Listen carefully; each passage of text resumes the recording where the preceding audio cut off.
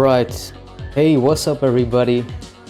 Is everything alright now? Is the sound okay? I think everything should be fine now. That's what happens when you go live. Everything gets fucked up at the last minute. But it's my first stream, so yeah. Should be good now, so if there is anything.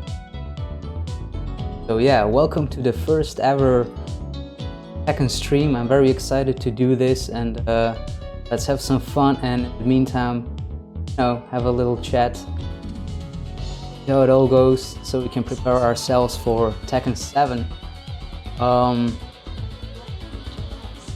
Yeah, I'm really glad everybody is tuned up. Play some classic Tekken 2 and Tekken 3. As many of you know, Tekken 2 is actually the first game ever that got me into the series. So I'm gonna start off with that. I'm planning to do Tekken 3 as well. Well, I'm gonna do Tekken 3, but I just wanna, you know, start off very clean with Tekken 2 and play with the character, talk about it, you know, and you guys also share your memories, what made Tekken 2 so special to you guys. Yeah, I'm definitely planning to do, you know, all the classic Tekken games. So Tekken 4 will come, Tekken 5, Tekken 5 DR, yeah, pretty much everything. Right, so in this case, yeah, Tekken 2. I mean, where should we start? Well, let's start from arcade mode. No, actually, let's go to the options and see if everything is set on fine. Fight count 2 rounds. Should I do easy, hard, medium? What would you like to see? Arcade sound. Arcade sound. Original, huh? Original music. Guard damage. I turned that mostly on, but in this case off. So we're gonna do hard, 2 rounds, and let's have some fun. Alright. Oh yeah, it's saved, exit, blah blah blah.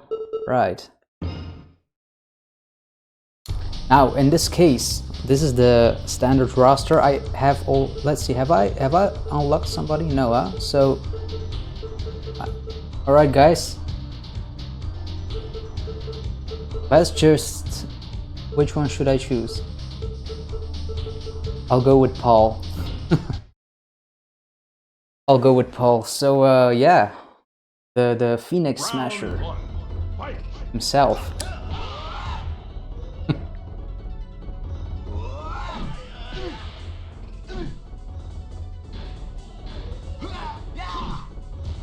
You know, Tekken...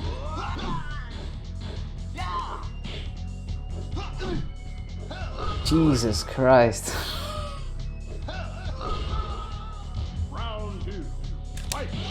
I'm gonna get Yoshimitsu, don't worry.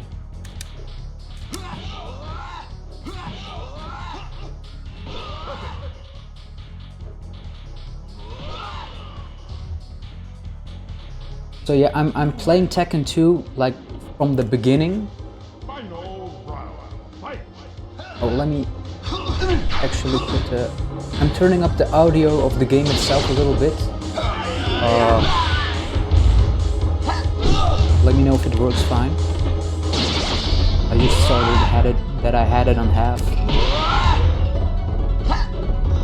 You know, the move list of Tekken 2 is, you know, very limited, so you can't do much with it besides basic combos, basic moves. But the thing is, in Tekken 2, we have no sidestep, but you have to remember that there is no sidestep. And also, like if you get smacked to the ground, you literally stay there for 1 second, and then you can get up. So it's like a. To me, this is now pretty much a game of, you know, wait and hit.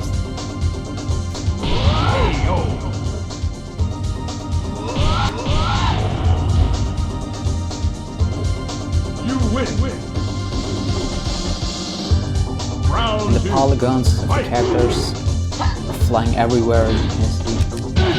Not the perfect modeling, but imagine this game like at that time, like the graphics were unbelievable. I mean,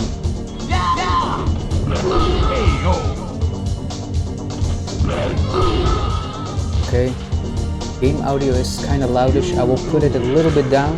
It's final round. Fight.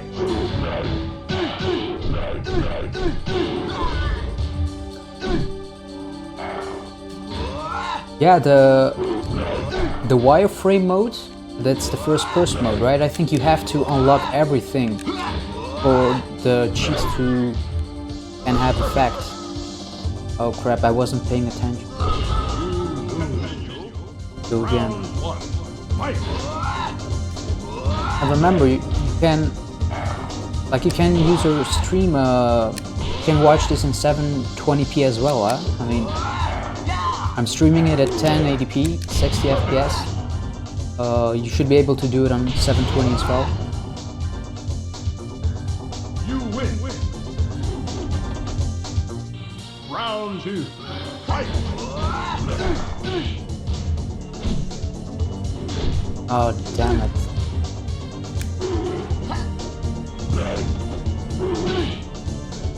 What?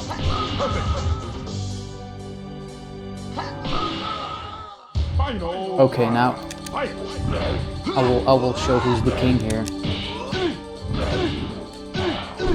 Oh crap! He's obviously king is. That should have been a hit.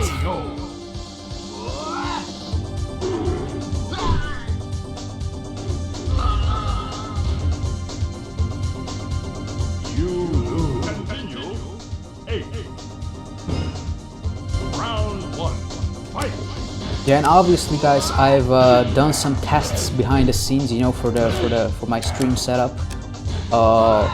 It's not perfect. This is, for me, this is, you know, like the ultimate beta test. Everything works fine and everything is well, you know, because doing all of this live is pretty, you know, something is always going wrong in the last minute. I was going live and then I was hearing like the echo sound. I was like, why is there echo? Everything should be fine, and then I overlooked something. So. But if I do this a couple of times, then, you know, if I have a really good setup, then I will definitely, you know, share it with you guys and see how you can do it as well with the overlays and stuff. It's you know, make it more customizable, make it more personal.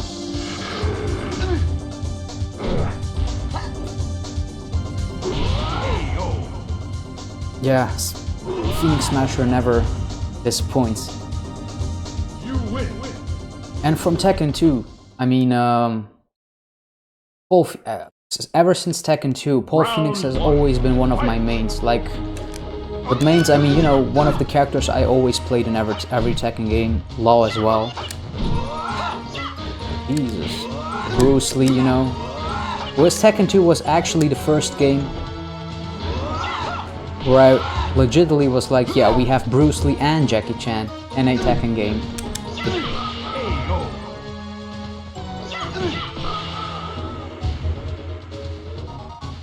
You lose. Round 2. Fight.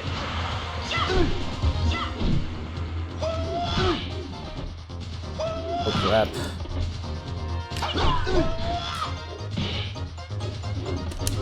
Oh my god.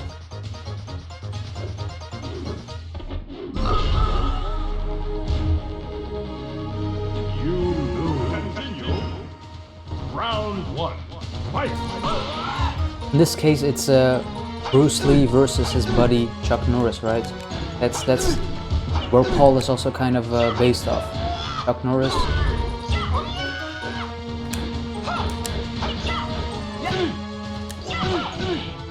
God damn it, Law. I mean, you are... Like, the responsiveness of the controls here are, like, ultra slow, I mean... Round 2. Fight!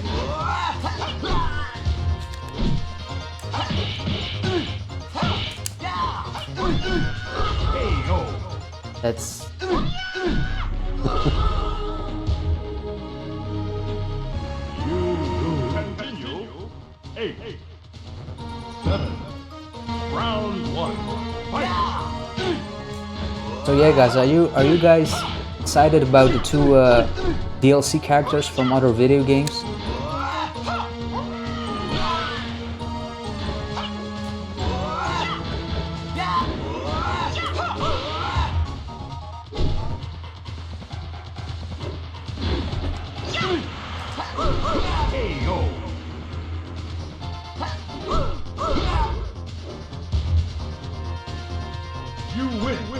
You know, I've already seen a lot of people talk about the two extra DLC characters from other video games, right?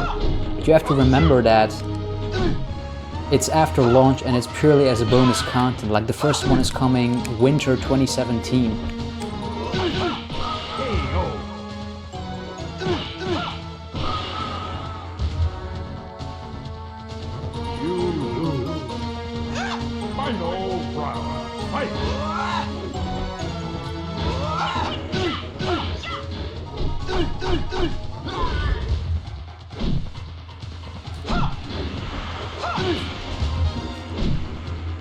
You know, I have actually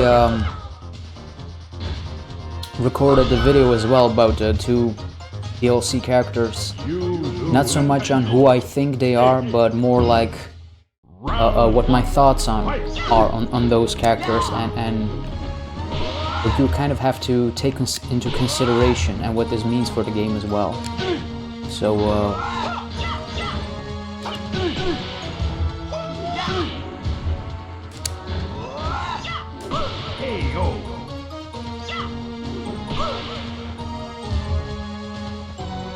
yeah, Kazuma Kiryu, I like even before this was officially announced, right? I know a lot of people who really want him in Tekken 7, the guest character, and it's totally possible. Like I don't see a reason why he can't be in Tekken 7 as a real legit guest character. You know, that doesn't have anything to do with the story, but just for fun. You know, because you have to see this more like how Gun was for Tekken 3, but most noticeably how Soulcalibur has always done it with their guest characters. Yeah.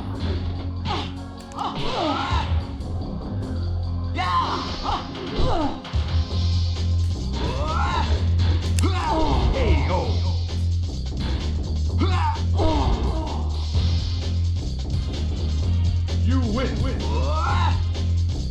Round 2. Fight.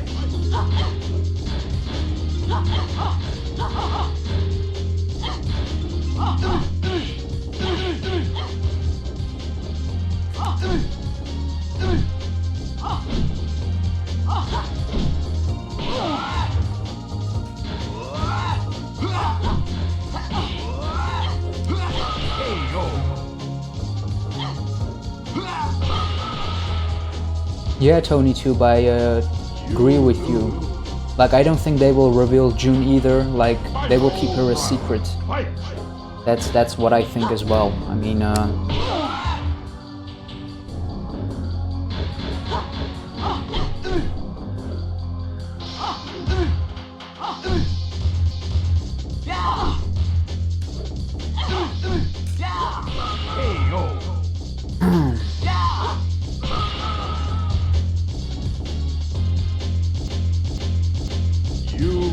Continue. 8, 7.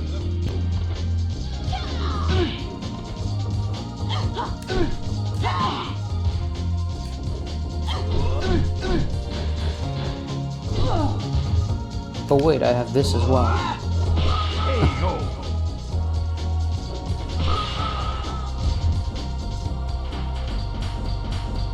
You lose. Round 2. Fight.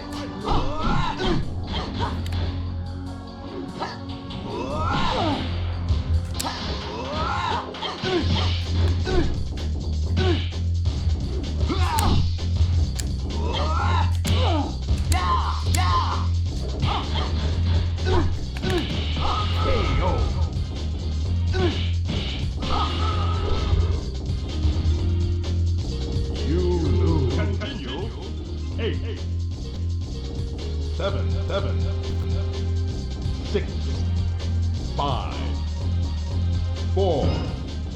Round 1. Fight!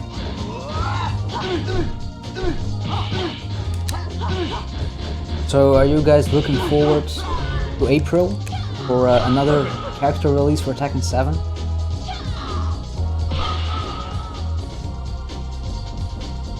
You lose. Round 2. Fight!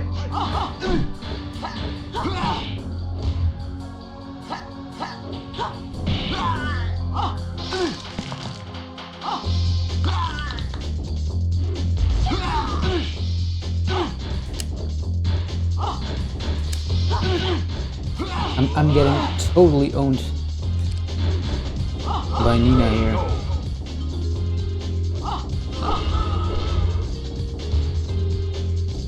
You lose. Continue. Round 1. Yeah, Solid Insane. I think you're going there, right? At Dublin, you're there, right? I think I saw something.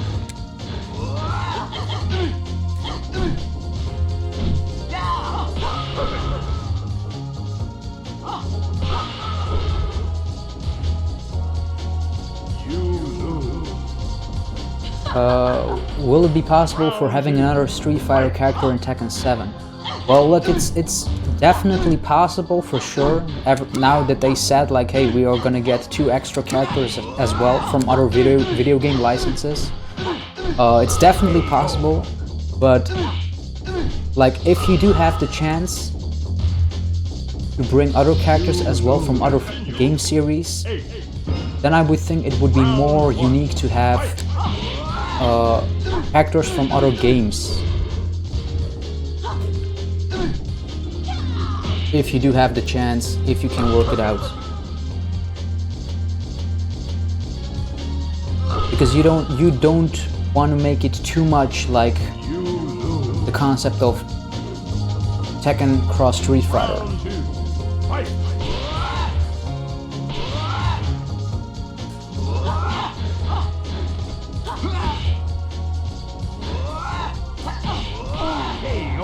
So, you know, in the end, let's say you have 2 characters from other video games. One can be a character from Sega, and the other one can be, you know, from SNK.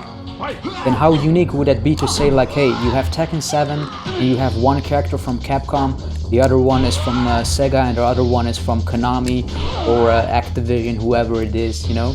Much more unique than to say like, oh yeah, we have Tekken 7, and we have 3 Street Fighter characters in the game as well.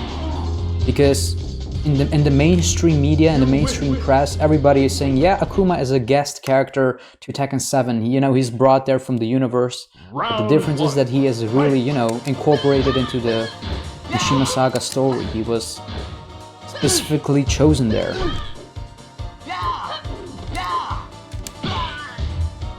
Because I can't disagree with people that say like, yeah, Akuma is a guest. He is a guest, but he is also canon in the Tekken game itself. He actually belongs to the Mishima lore and the Mishima saga and in the Tekken family, if I have to say. Round 2. Fight! Michelle Chan.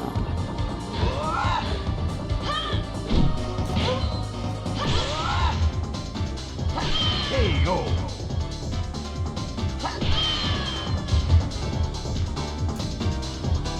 And you know also what you have to think about, those 2 extra DLC characters, is that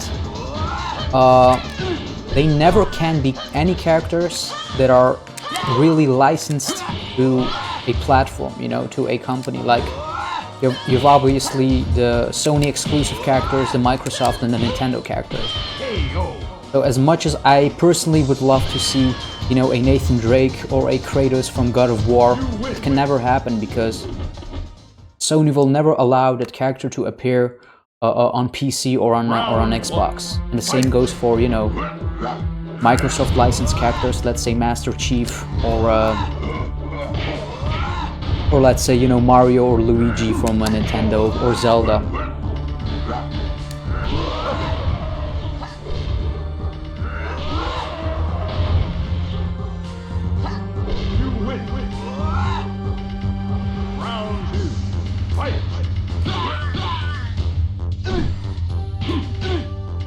You know what the funny thing is about Jack 2 in here? You know, in Tekken 1 he has even a, you know, he has really big arms and short legs, and here it's a little bit kind of more in proportions, you know. But in Tekken 1 the way he looks is actually how Gigas now looks in Tekken 7, because Gigas has really big arms, a big torso, and really tiny legs. Jack 2 is kicking my ass as well. Yeah, the Terminator. The Smash Honest trailer was really good, you know. Arnold, it's Arnold. Round 1. Fight! What do you think the new game mode would be? The new game mode, I think, should be a new game mode. It's just what it says. So I don't expect the new game mode to be a Tekken Ball, or a Tekken Force mode, because that is not a new game mode, and you have to understand the contents of the DLC as well, because I see it as a pure bonus content. So anything that is planned for the game itself will come out on launch, and you know, Harada has said like, hey, this time we are really focusing on delivering a very good story and a very good story experience. So while everybody, including me, would like to see a Tekken Ball mode, if it's not planned of the initial content, then I won't mind it. But I do kind of expect a Tekken Force mode in a new way to be in the game. So the new game mode that they say in the DLC, I expect it to be something completely new we have never seen before in a Tekken game. But let's say it would be Tekken Ball or a Tekken Force mode, I still would be happy, but I wouldn't call that a new mode, because we've seen that in the previous games.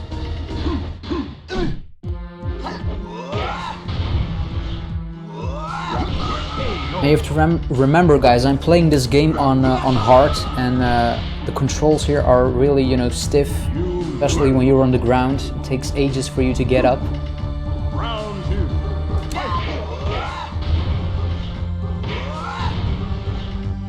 2. So it's literally, you know, for me, like timing my attacks and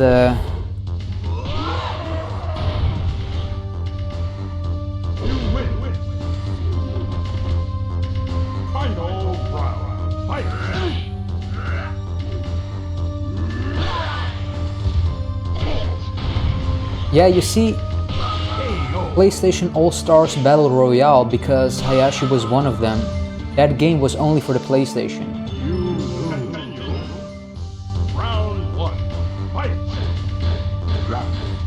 So you can't have PlayStation characters appearing on a Xbox or the PC. You can't. Not gonna happen.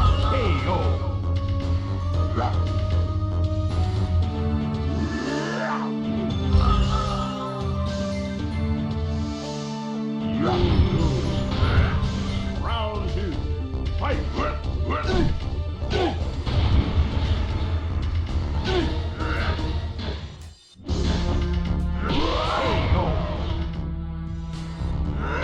And you know, guys, this hasn't been talked about like really mainstream, or I've heard it only a couple of times, but I'm really kind of surprised. It's kind of never been talked about, and that is that, you know, Tekken 7,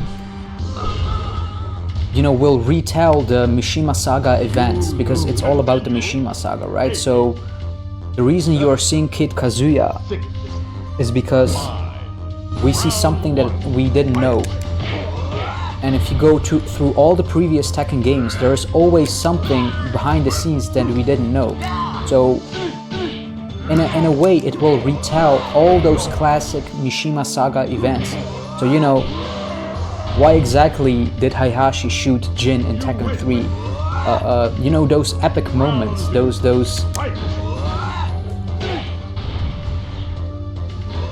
we will see them all in Tekken 7, you know?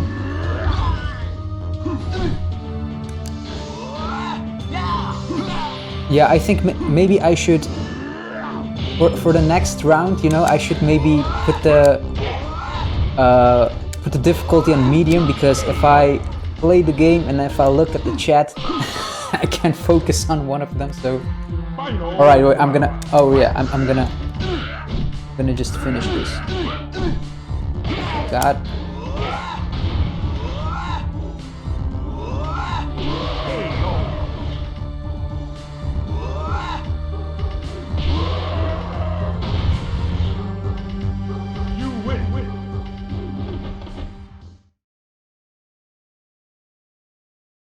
Round 1.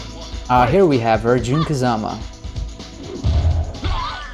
How many of you are looking forward to seeing Jun Kazama in Tekken 7? Have you ever seen Tekken the motion picture? Yes, I've seen it.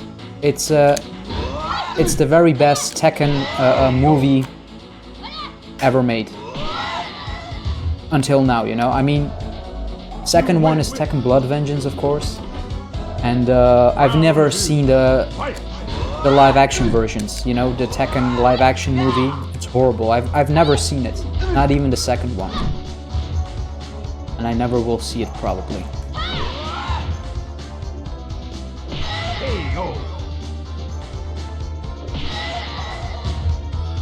Yeah, Blood Vengeance is really, really awesome, because it's like I've always wanted to see a full movie in 3D CGI, and that's what I got with Tekken Blood Vengeance. But, you know, I would like to have a full movie that's really about the Mishima saga, like you know, because I literally enjoyed the last 30 minutes of that movie. The way the fights and everything was really, really awesome. And in a way, it's half canon. Tekken Blood Vengeance is half canon. And with half canon, you have to think about, you know, inspired by, kind of that idea. Because we can see Kazuya in Tekken 7 has that costume as well, Nina. Here it is. Round 1. Fight!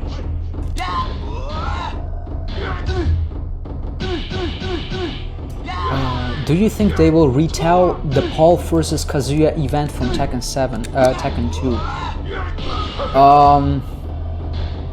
Like that is something more for Paul, and I think what happens for Paul in Tekken 7 is more like he was in Tekken 3, so he definitely won't be put aside with law and like he was in Tekken 6.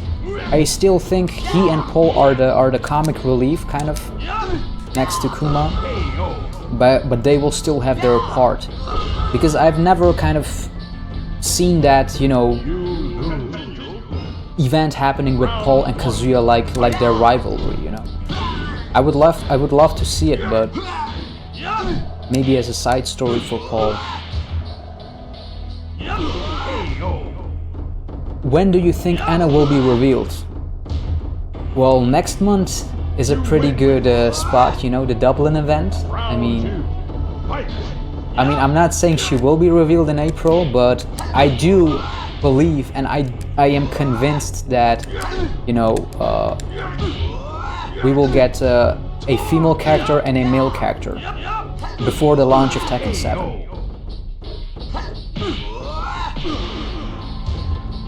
Alright guys, prepare yourself for the most badass epic moment of Tekken 2. How many of you do remember this from your childhood? Round 1. Fight! Like, can you imagine this fight in Tekken 7? This stage? Jesus.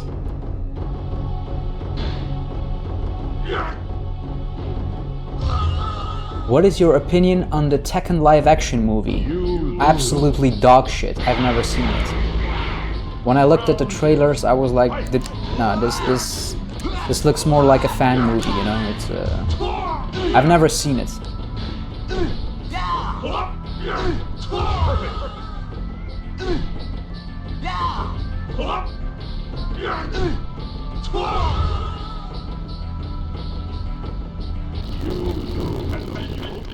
Eight, 7, 6, 5.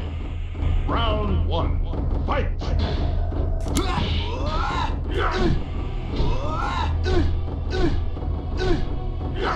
Jesus. Kazuya knows how to own me, man. Round 2. Fight!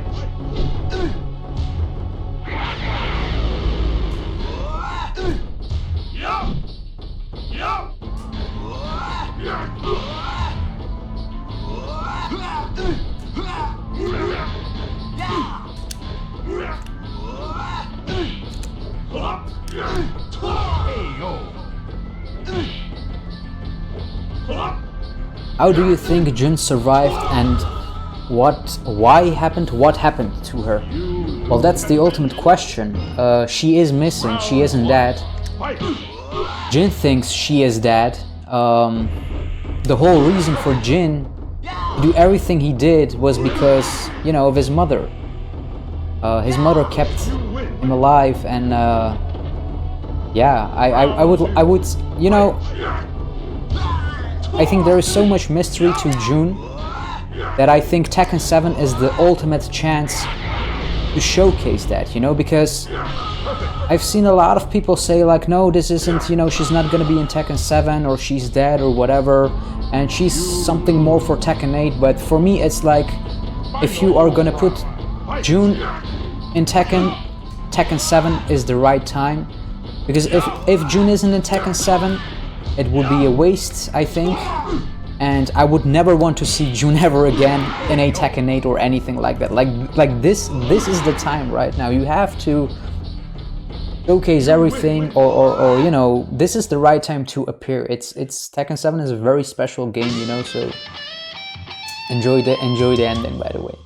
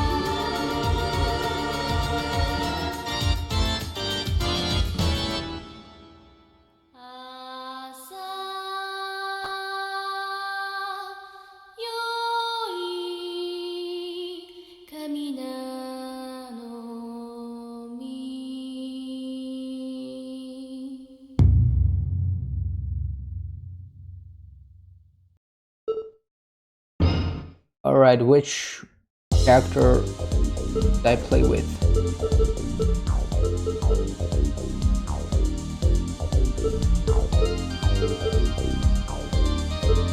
So since we have the stream delay, I will read the chat for a minute.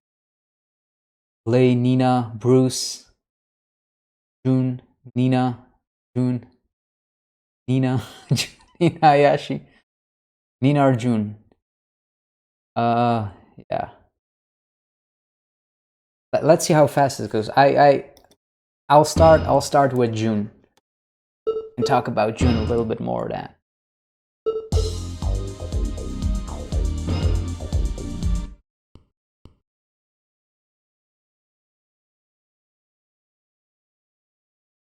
Round 1, fight! Yeah, this is the stage where we see the carving of Heihachi and Kazumi. Let me see if I can find it. Been here since Tekken 2.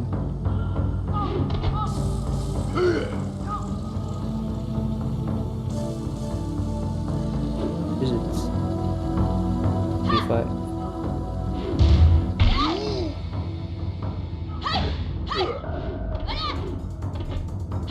Ah, yeah, there it is, there it is.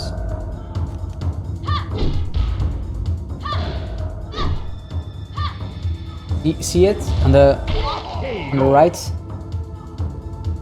right bottom corner? Did you see it? Yeah, this is Mishima Dojo. This is Mishima Dojo, definitely. Round 2, fight!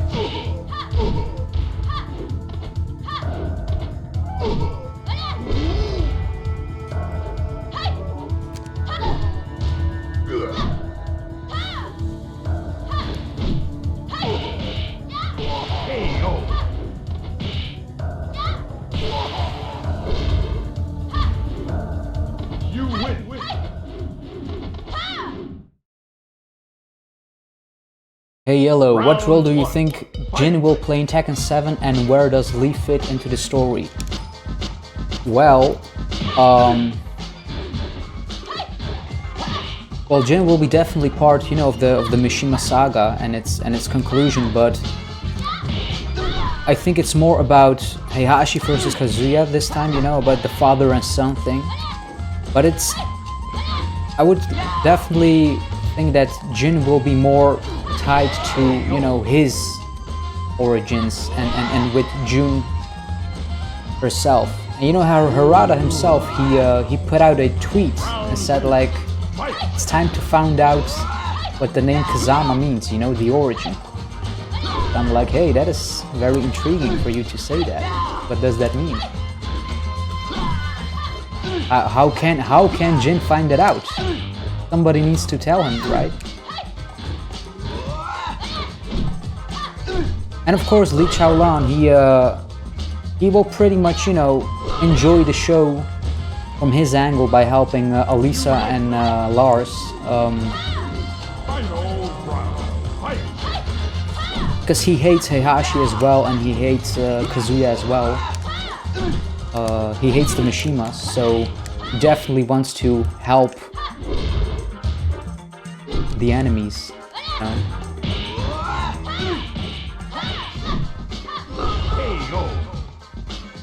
Yeah, the Twin Towers.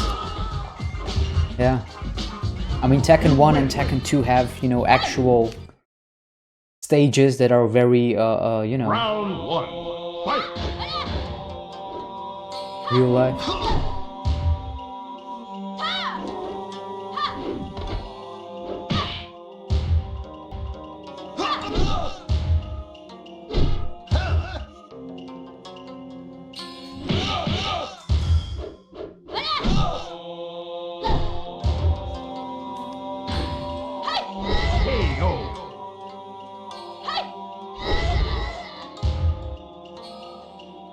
Round 2, fight!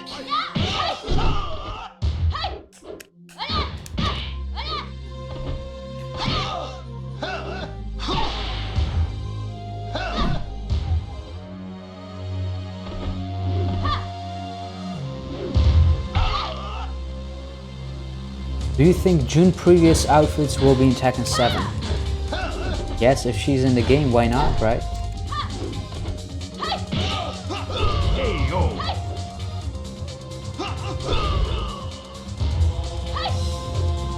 You win. Final round. Fight. And you know, guys, with every Tekken game, you know, what I really like about the Tekken games, it's on itself are that every game is very unique. You know, every game has a different tone, a different vibe that kind of is heard and seen in the soundtracks and the visual and just kind of everything. That's what makes every Tekken game very special. Because it's not like, oh, we have a good working formula, let's repeat that 10 times, so we have 10 times the same game. Every time they are seeing like, okay, this is what we've done, it was a huge success, but how can we make it different yet make it feel like it's Tekken, you know? And in my opinion, Tekken 7 is like all the best parts of all the Tekken games, what really worked for the series, put in one game. And it really paid off. Like literally, I could see every Tekken game being in Tekken 7 itself.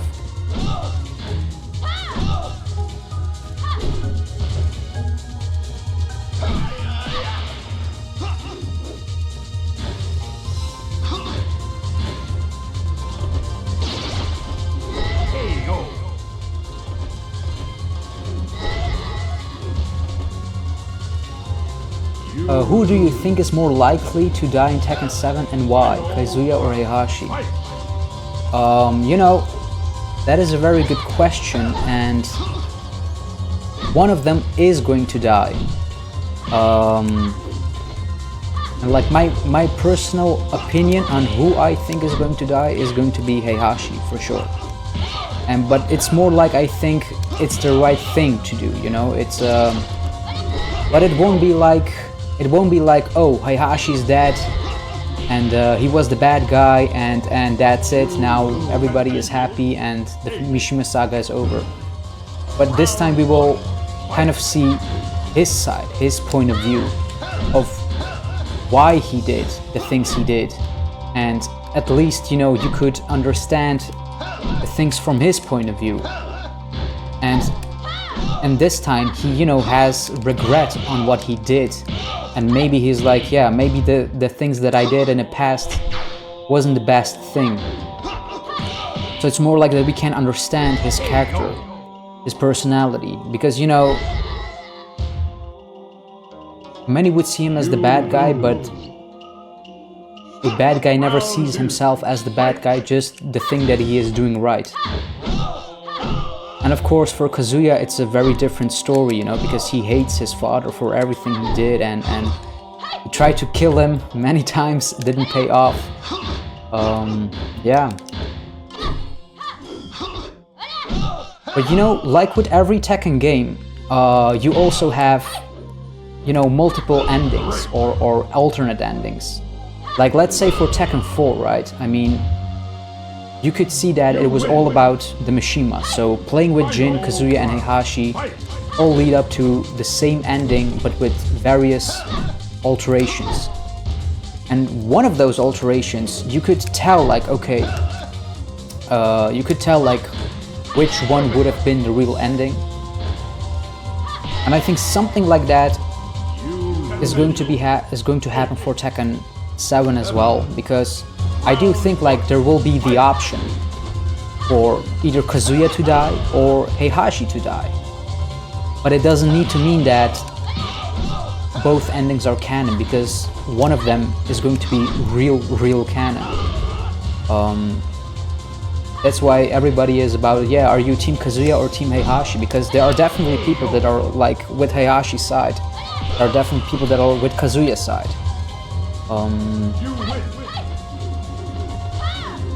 Round 2. Fight.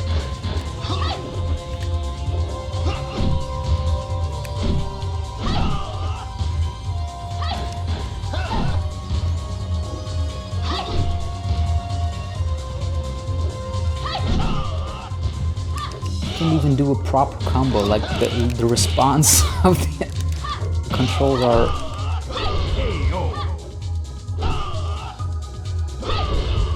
Now Jin won't die. You win. Round 1. Fight.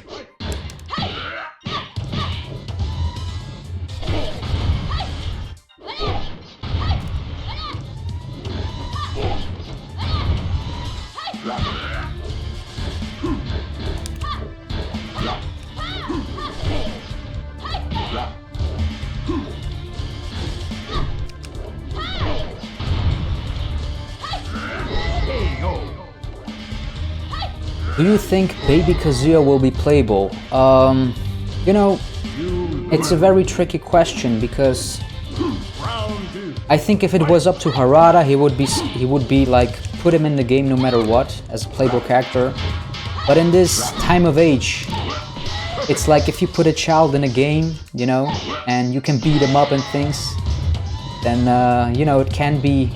I think there are several organizations and you know, people and outlets that are like, oh, look what Tekken 7 is doing, you can beat up a child and it's child abuse, blah yada yada, you know. It's like, so he has to be careful with what he does. I mean, he's definitely going to be available in the PC version as mods. I mean, anything is possible in mods. But who knows, we'll see, because when Tekken 7 will launch, it's not the end of the world, you know, because we still have a life after Tekken 7.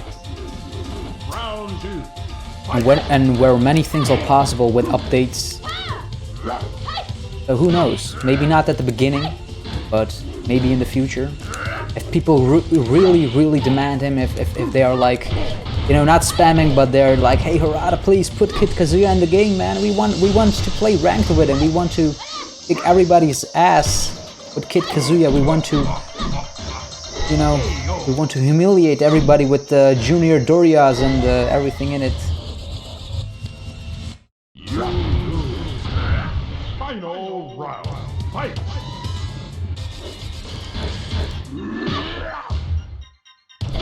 Yeah, you know what I think? Yeah, I'm kind of reading the comments and then they go by. So one thing about Heihachi is that, you know, he knows more than he shows, and he definitely has a lot of secrets to tell. He's like, you know, what we've seen from Heihachi in every Tekken game is that he is the most brutal, badass, non-emotional person, you know, out there. Like, he has no heart, he just does horrible things. Oh. But at the end of the day, like, he is human as well. And we will see Heihachi's human side, like the real human side in Tekken 7. That was also one of the things that really got me interested about Tekken 7 itself. You know, when they revealed the trailer at EVO, I wasn't that much hyped about it. He was like, oh, like Tekken 7 came out of nowhere. But when I saw like that Heihachi was crying, I was like, what? Heihachi's crying? He never cries. What the hell is this? You know? It got really my interest, and also definitely the conclusion of the Mishima saga. Do you think Xiaoyu and Jun will get married? Cause Harada said she will get married and the fans know it's to Jin, so what's your opinion? I don't know, maybe he's trolling, maybe Xiaoyu will get married, and when Harada puts out that tweet, the obvious choice is like, oh yeah, he will marry Jin, but I'm like, yeah, if that's the case, why are you kind of spoiling it, you know? It's like giving it away, so who knows, who knows? Maybe he is flat out saying like, yeah, Xiaoyu will marry, and if you know who Xiaoyu likes, then guess who the person is, you know? Round 1. Oh man, that's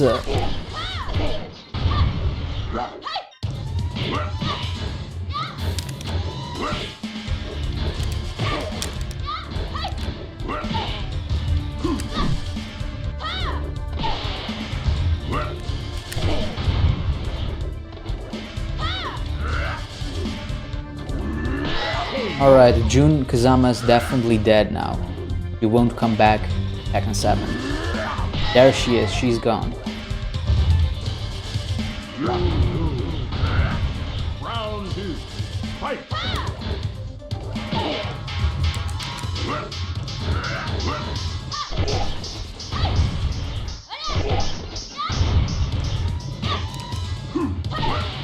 Jesus.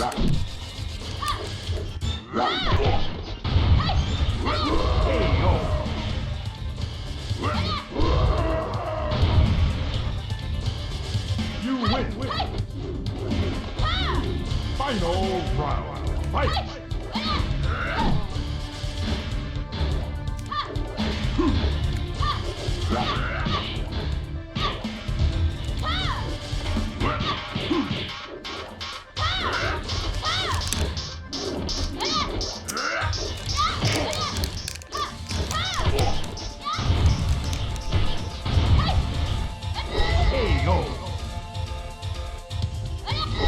Yeah, I'm gonna focus a bit on Jack because he is getting.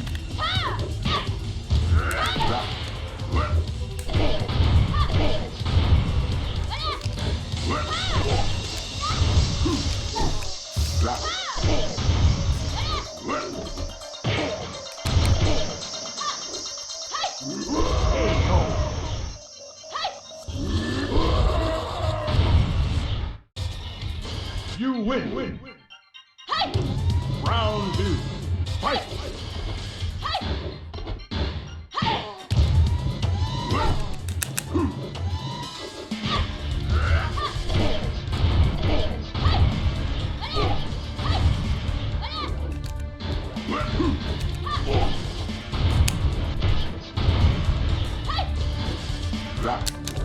Oh, not again.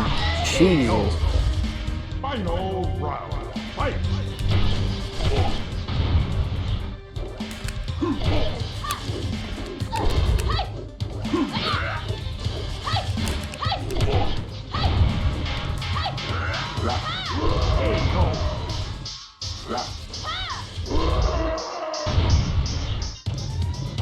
You win.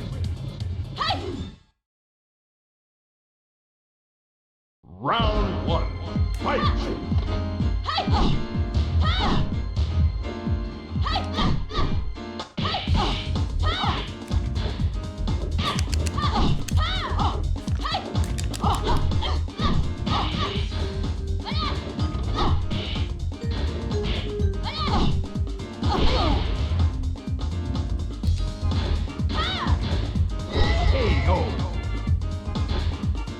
Yeah, guys, if you have some awesome tricks and trips You lose. for June, let me know. I'll use them.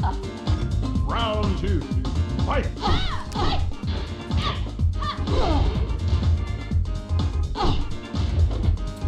Do you think Beck is dead, who inherited some of his moves, so I think he won't come back in Tekken 7?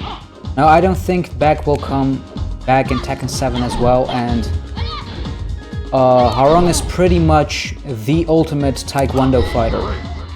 He is very, very strong in Tekken 7. Like, I remember when I was playing Tekken 7 back at Gamescom, I played against a very good, skilled Hwoarang player. And right on the very beginning, he said like, oh man, I have to train again with Hwoarang because he plays so different. And I said like, hey, do you think Beck will come back? He said no, he's dead. And I'm like, why is he dead? Because of his Tekken 6 ending. I'm like, yeah, you don't know, but like, no, he won't come back, you know. But he said like he plays so different because he inherited many moves of Beck, and said like I have to relearn everything again.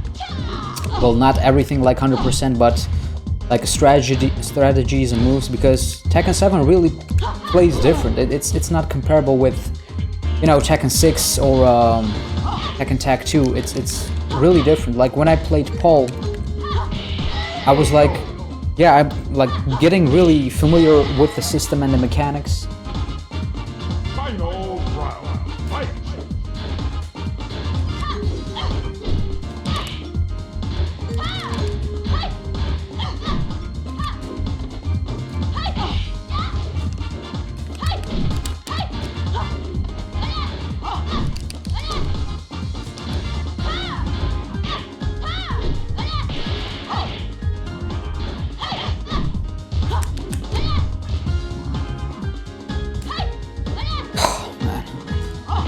Jesus.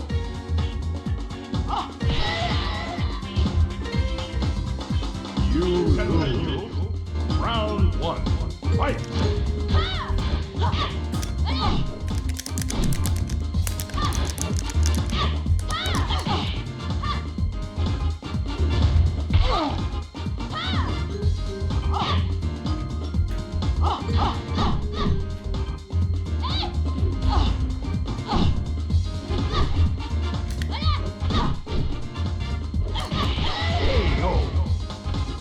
Round 2.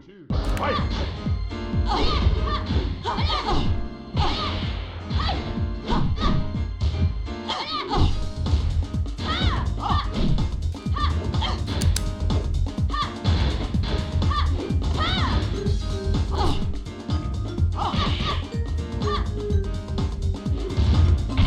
YellowMotion, are you from Germany? No, I'm not. Final round. Fight!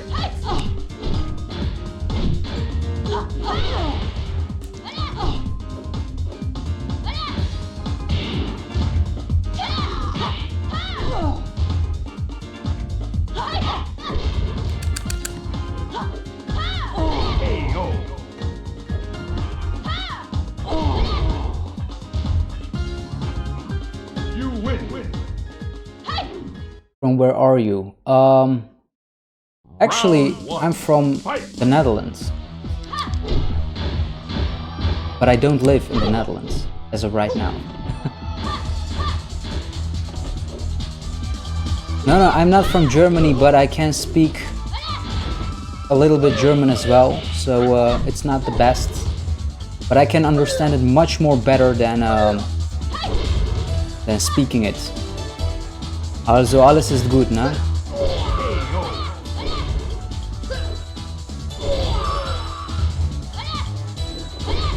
You win. Round 2. Fight!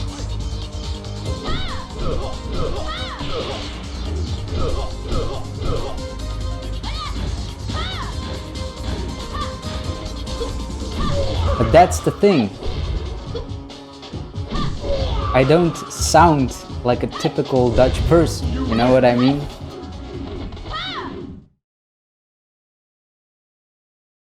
Round 1. Fight!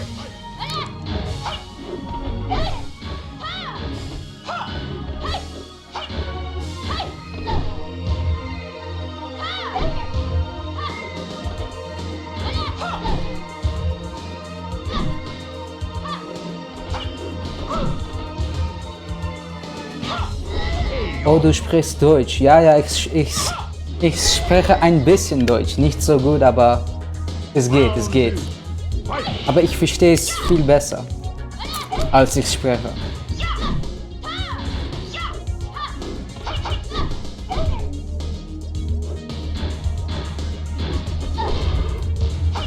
Yellow, can you please remind that in part 3 you will talk about Armor King, Zafina and other characters? Some people are asking. Yeah, I mean, look guys, I mean part 3, it's you know, it's not only about Armor King and Zafina, but I will definitely talk about them. When I made part 2, like, you know, there is a reason I put them at the very end as a teaser, you know.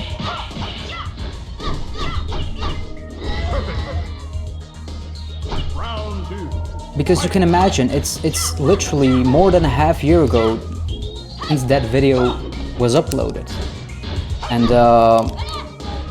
it's definitely one of those projects of last year that started at around, I think, March, where I was like, okay, if I'm gonna do a roster prediction, then I have to, you know, set up the rules, talk about it, and pretty much, you know, get to a conclusion of why I'm choosing, you know, the characters that I've chosen.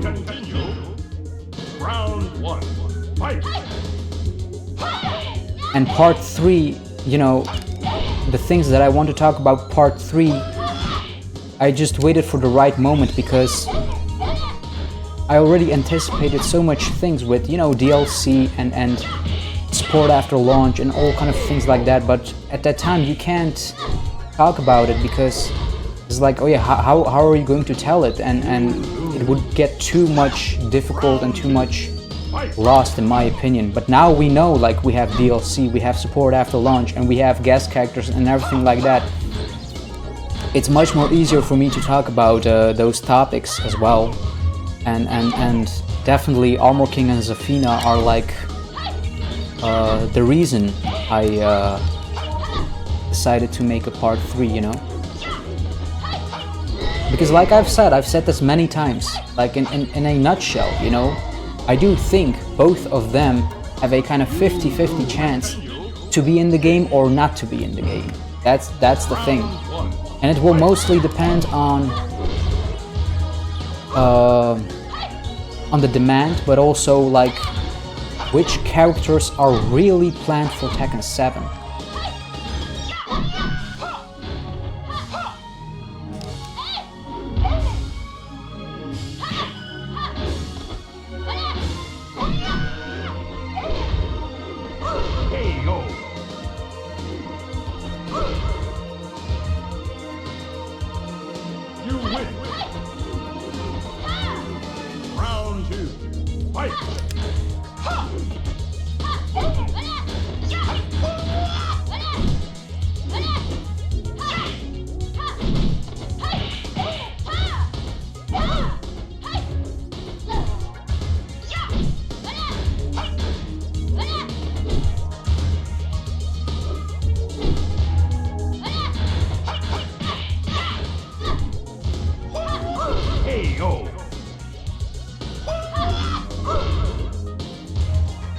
How old are you, Yellow?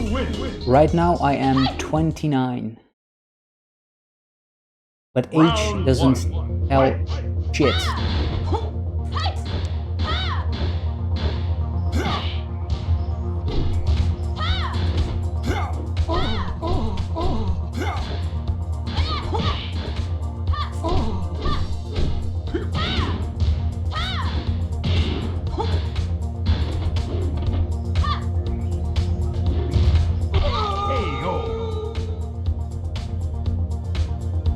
Yeah, I'm young by heart. You win. Round 2. Fight.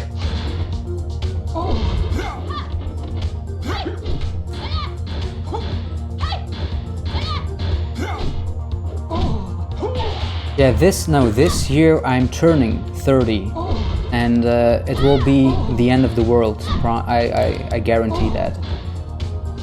My whole world will collapse. I will shut down this channel, and from there on it will go downhill. You lose. Final round. Fight.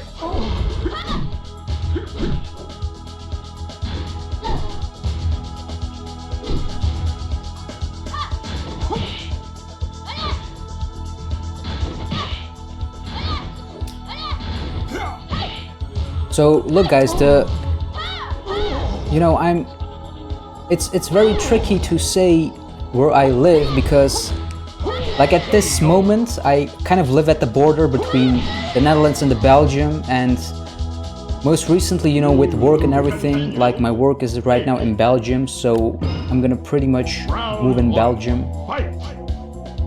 very soon. So it's kind of I've also lived a couple of years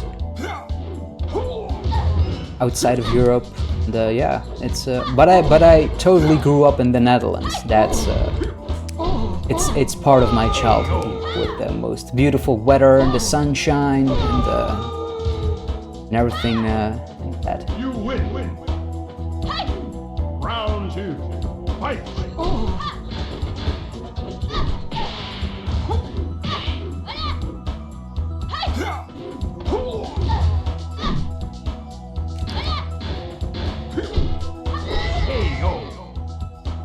Final round. Fight.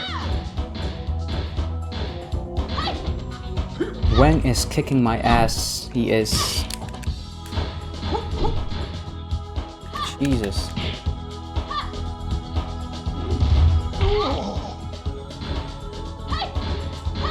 Yeah, you know, the weather is always shining in the Netherlands, so you know what I mean. You lose. Round 1. Fight.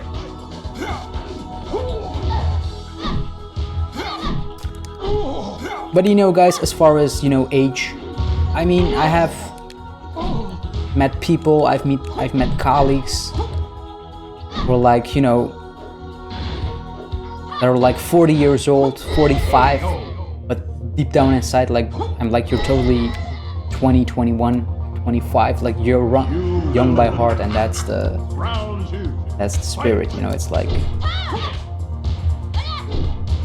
my nephew is, I have a nephew, he is, you know, 20, he's literally 10 years younger than me, but when I talk with him, he's like, you know, the same age. Like, I don't feel like he's 10 years younger than me. What do you do for a living? I make bullshit videos. No, I'm a motion graphic designer, and a 3D artist as well. So I actually make more 3D stuff, actually, real 3D. It's something I really want to showcase for the channel as well, if I have time, which is not always the case, but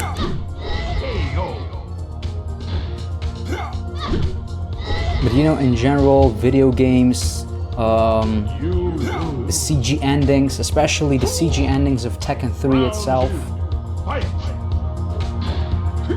have always kind of inspired me to, you know, to do something in that industry as well.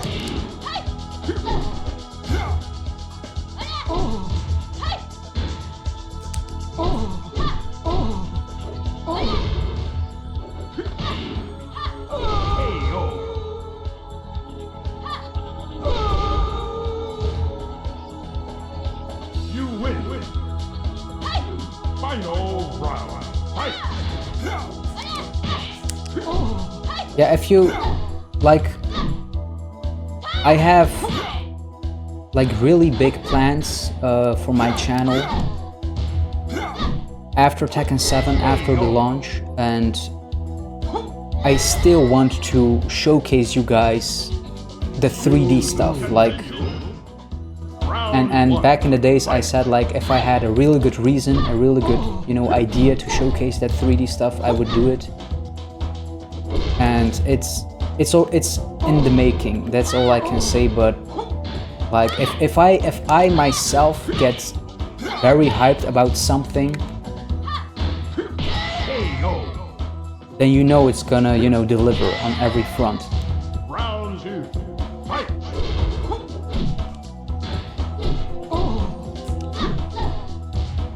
It's just the time that I, you know, don't have to spend every day on this, on Tekken, and this is what I, you know, definitely would love to do. Like, you know, if there was a job that said, like, hey, make cool shit for Tekken every day, you know, that would be the ultimate thing, ultimate job. Perfect. Round 2. Fight.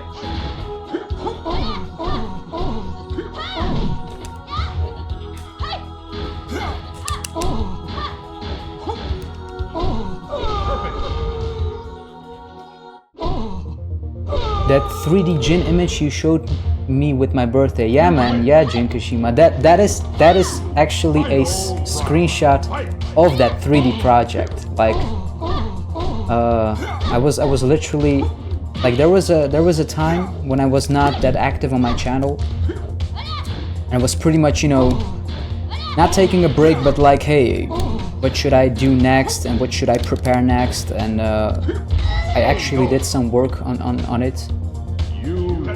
But right now I'm literally, you know, planning my content until the release of Tekken 7, because I know there will be, you know, several more reveals, 2 of them, and unexpected news, you know, things like the 2 DLC guest characters and stuff. So I know there has to be some time where I can make content as well that I want to make.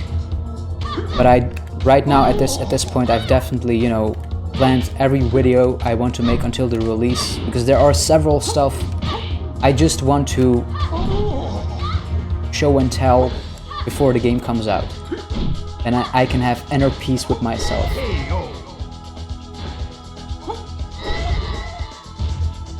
Deadpool for Tekken 7. I would love that, but it won't happen. Round 1. Fight!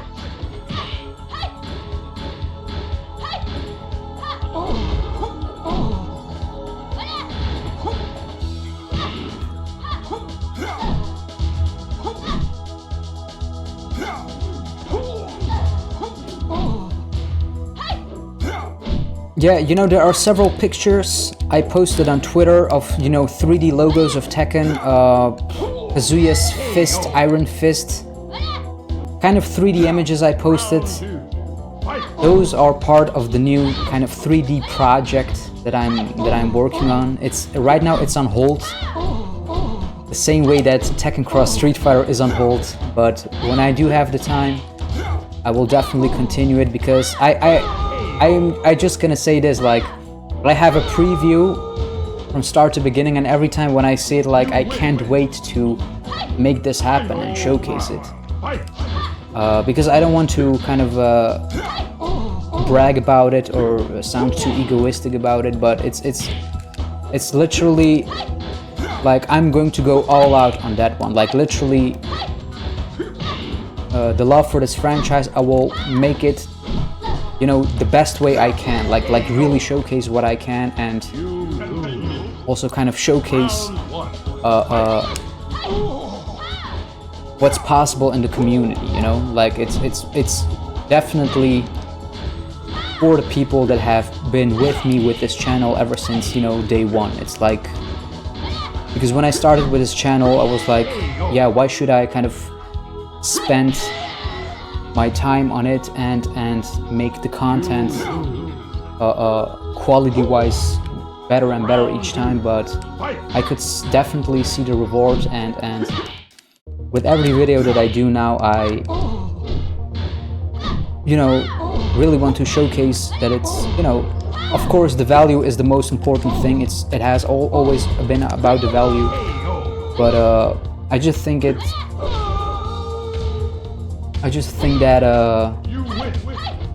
it's always interesting to show new stuff and showcase that there is more than the regular stuff that we've all seen on YouTube.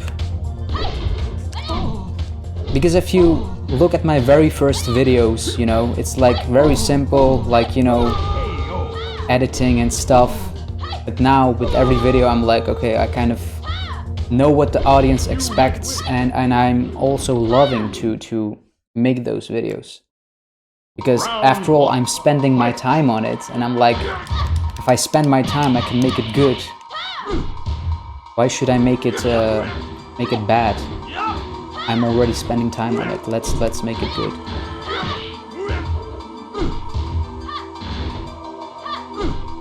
Doria!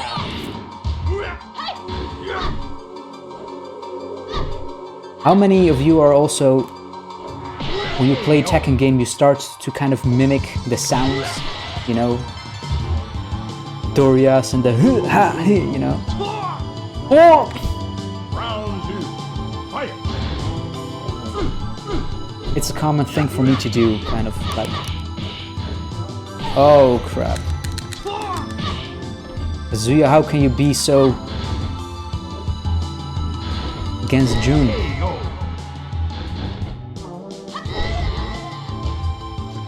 Did you play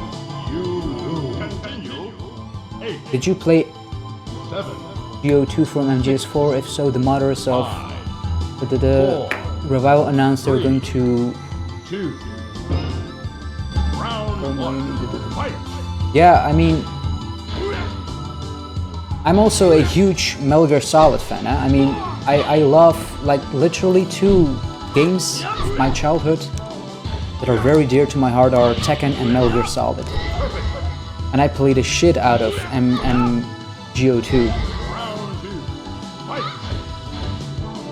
the new one in the Phantom Pain, the third one, it's still fun, but it's not like the old days.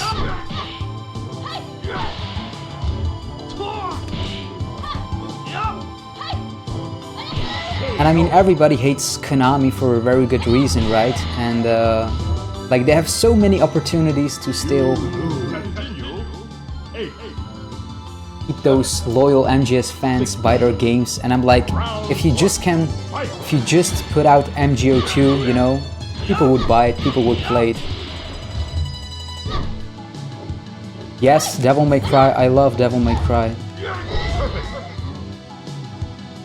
You know, actually, I would love to see Dante as the guest character, like literally, like if I have to think about it, like, you know, for me personally, what would make me happy is Big Boss from Metal Gear Solid 3 as the guest character, Tekken 7, or Dante, either the Devil May Cry 1 or the Devil May Cry 3 edition.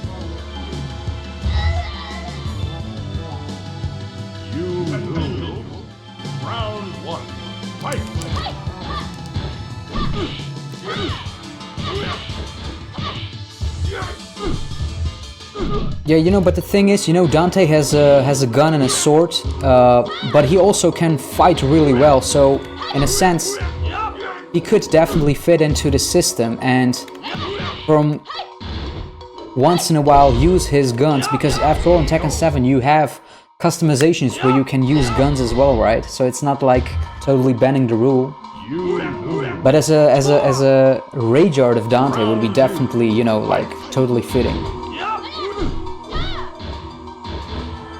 But I'm really like, I don't, like, I do care who those guest characters are for Tekken 7, but in the end, at the end of the day, I'm like, whoever it is, I'm just gonna be happy for the fans and, you know, for more like for the people that are like, yeah, I really wanted this character to be as a guest in Tekken 7 and now he's there, and I would be totally fine with that. Alright, time to beat Kazuya. Let's focus a bit.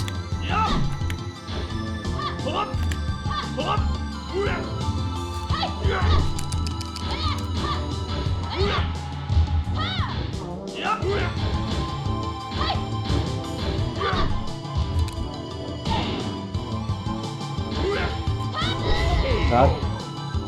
Round 2, fight!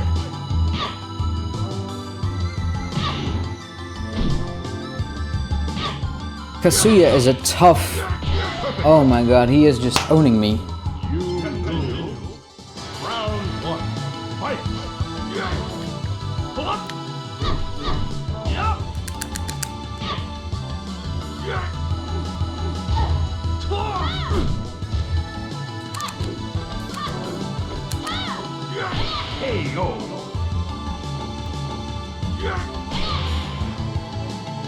I'm getting totally wrecked here.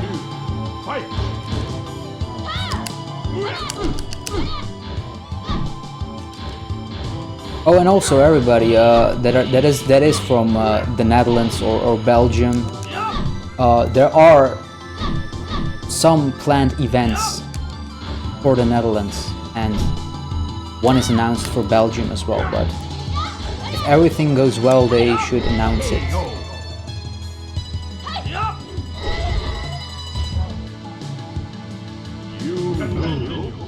Round 1, fight!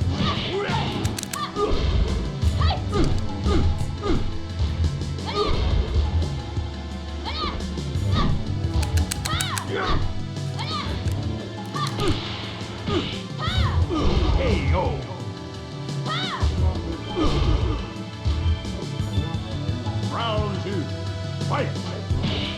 Yeah, it's now literally, you know, how many days? 74 days away. I mean, when April starts to kick in and then May, I mean, it's gonna fly by real fast. It's with the trailers and the news and new images, with everything, it's gonna blow up. Final round, fight!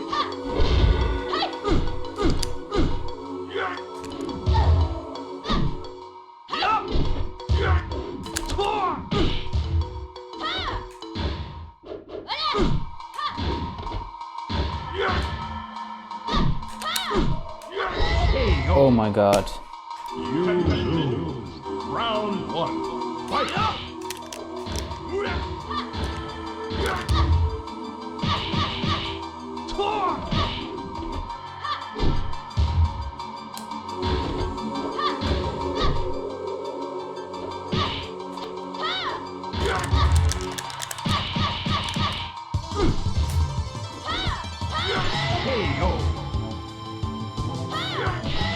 Round 2.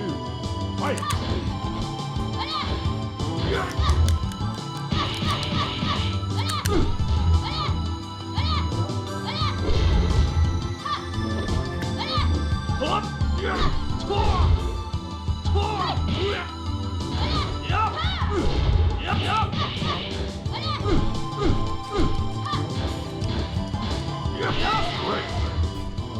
You lose.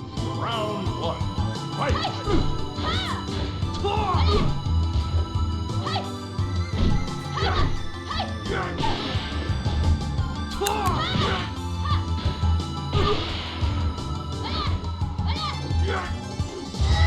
KO.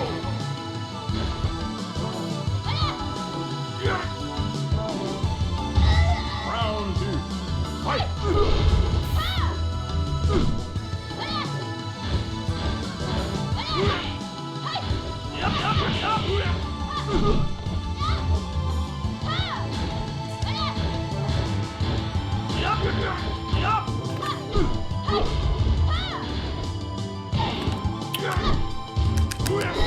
Oh my god, Kazuya. Totally raping it. Round 1. Fight! It's more or less that I suck.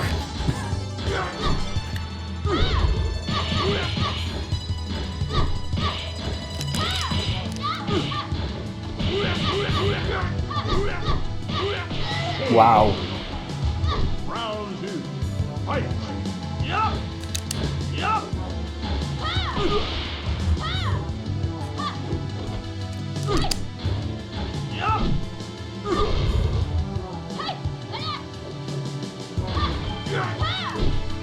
KO.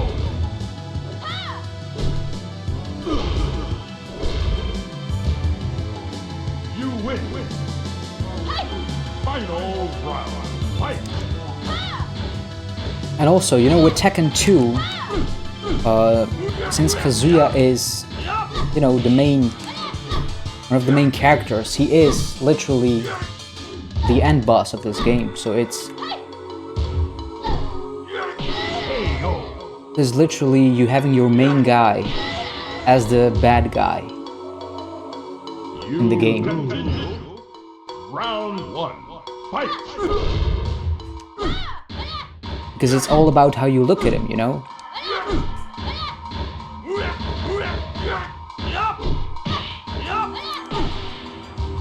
And I remember, you know, with Tekken 2, I wasn't, you know, for me Tekken 2 was the first game into the series, and it was literally maybe less than a year later Tekken 3 came out. So not every character got really, you know, I didn't invest really on all the characters. And since Kazuya wasn't in Tekken 3, I got very attached to Jun Kazama in Tekken 3, you know. But ever since Kazuya came back in Tekken 4, I really started to develop kind of a affection to this guy. I'm interested in what you're gonna do, you know. So because I can imagine if Tekken 2 is your first game and you really love Kazuya, then he is the world to you, or even from Tekken 1. Round 1. Fight!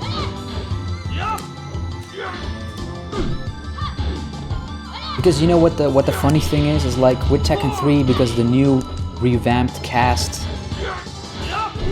since Kazuya wasn't there and Jun also wasn't there, and at that time, you know, the ideas could be very different than from now. Maybe at that time it was indeed the plan to say like, yeah, Kazuya died and Jun died, and you know,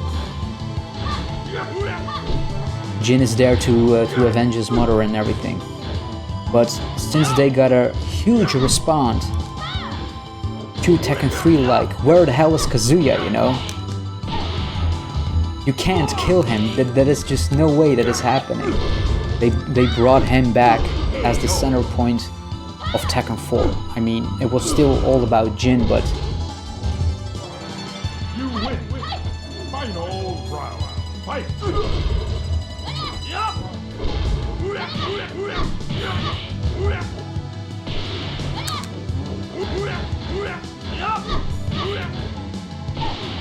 God. Oh my God. You lose. Round 1. Fight!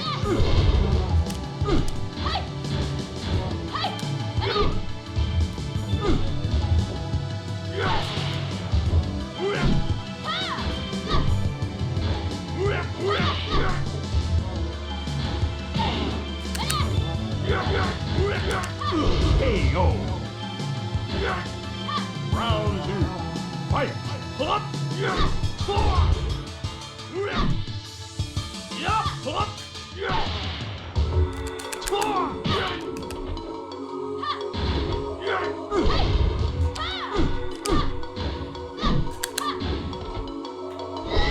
KO. Final round. Fight!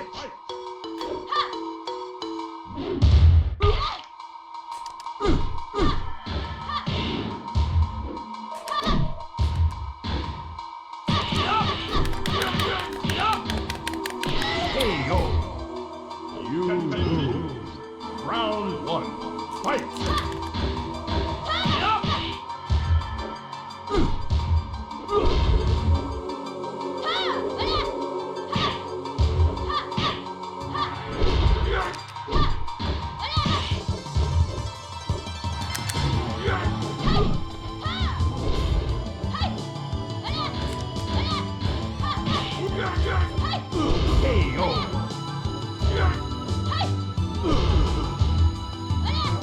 Round 2.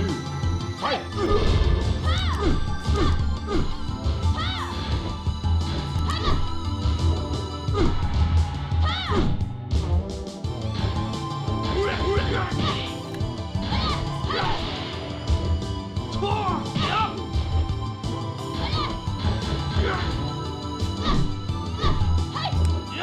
KO. Final round. Fight!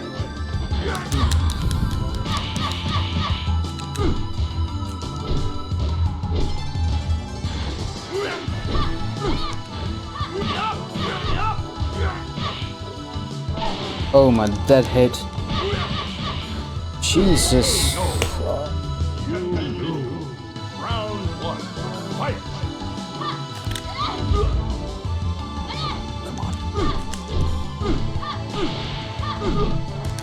Perfect. Round 2. Fight!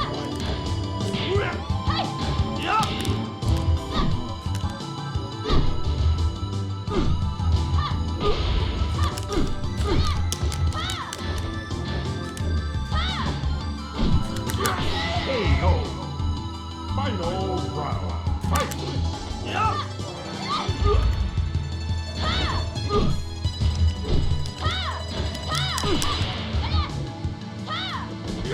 Oh my fucking God. Oh crap.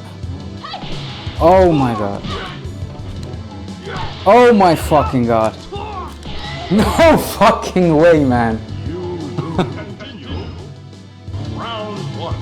Fight!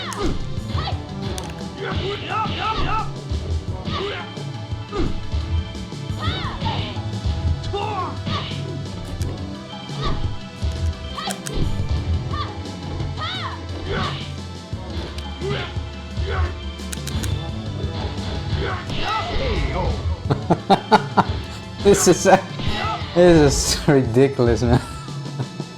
Oh my God. Okay, this is... Round 2. Fight!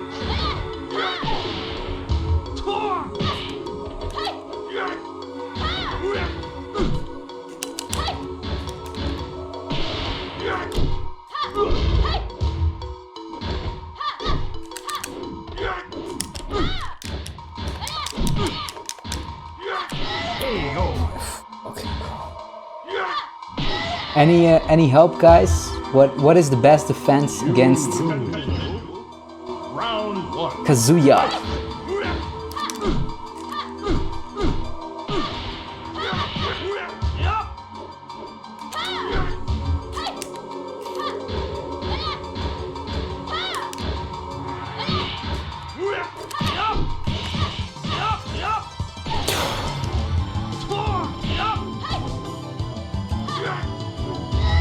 KO. Round 2. Fight.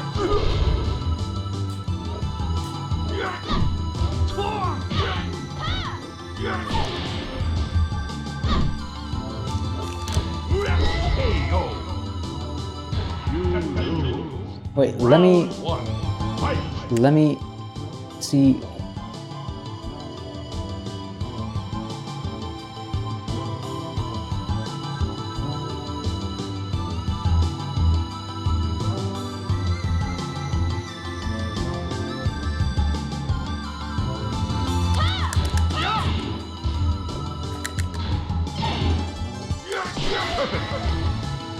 Round 2. Fight.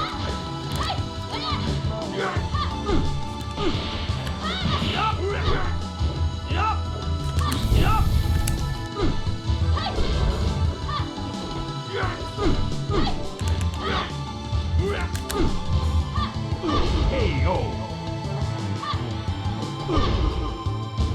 Final round. Fight.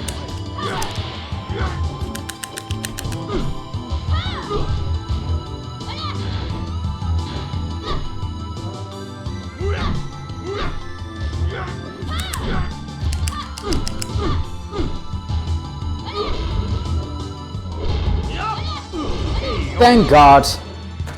Holy shit! You win.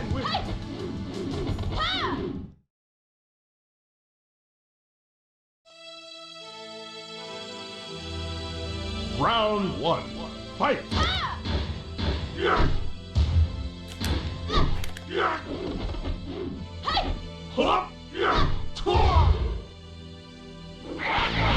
Oh my God!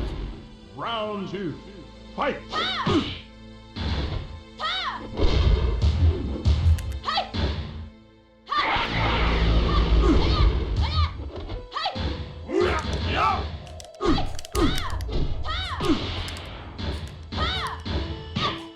I should have turned guard damage on, then things would have been much more in my favor as well. You win. Final round. Fight.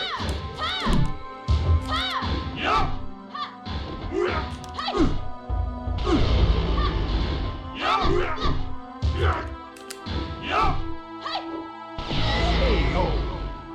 You lose. Round 1. Fight.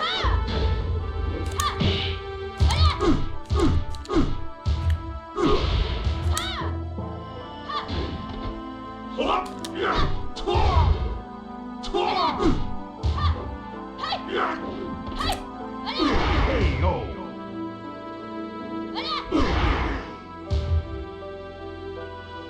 You win. Round 2. Fight.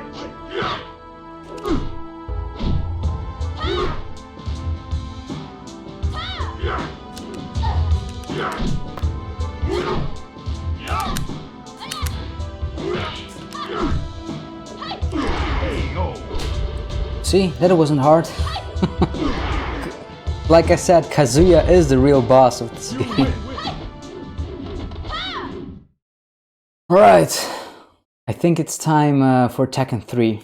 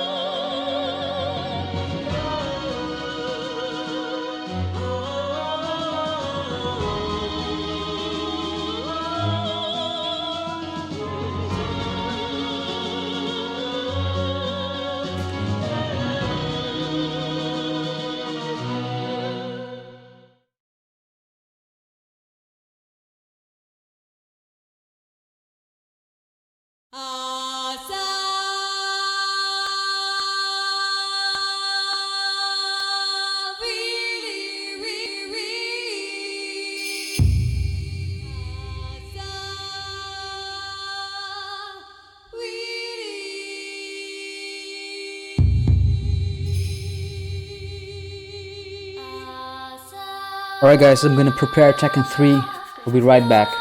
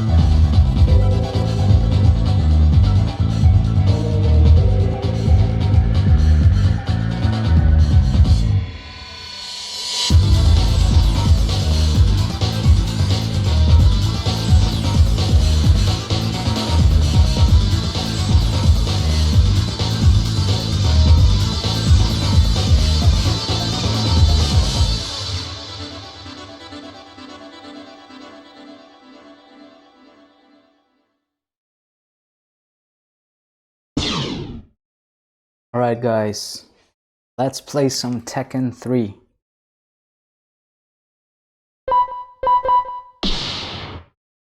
Alright,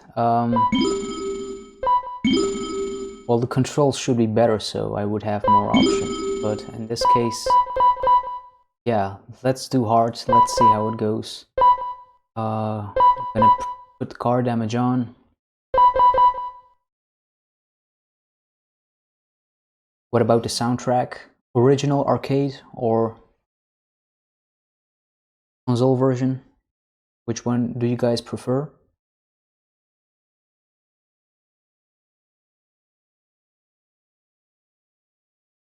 Alright. I'll start with medium. If it goes too easy, I'll put it on hard.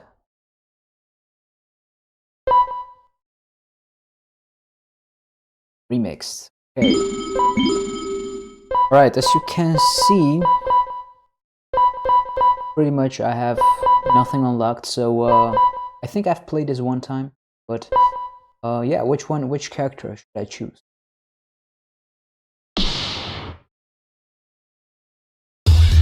I have Kuma unlocked already, yeah. Got it.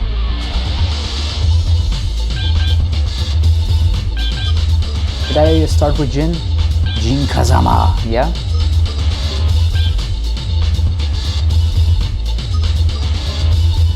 Jun? It's gonna be Jun? 2, 1, Jun. Okay. Lay motherfucking long. Lay long.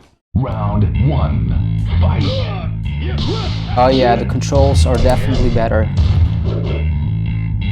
Whoa.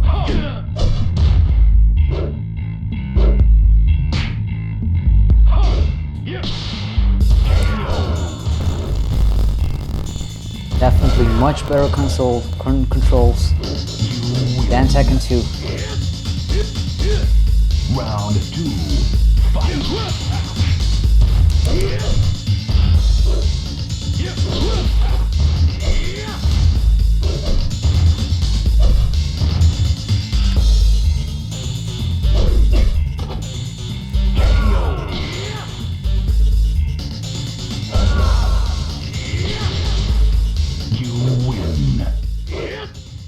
Why not 3 rounds? Well, you know, otherwise it would take much longer for me to play with every character. So we'll see. I mean, I'm just used to putting 2 rounds, you know. Let's actually have some...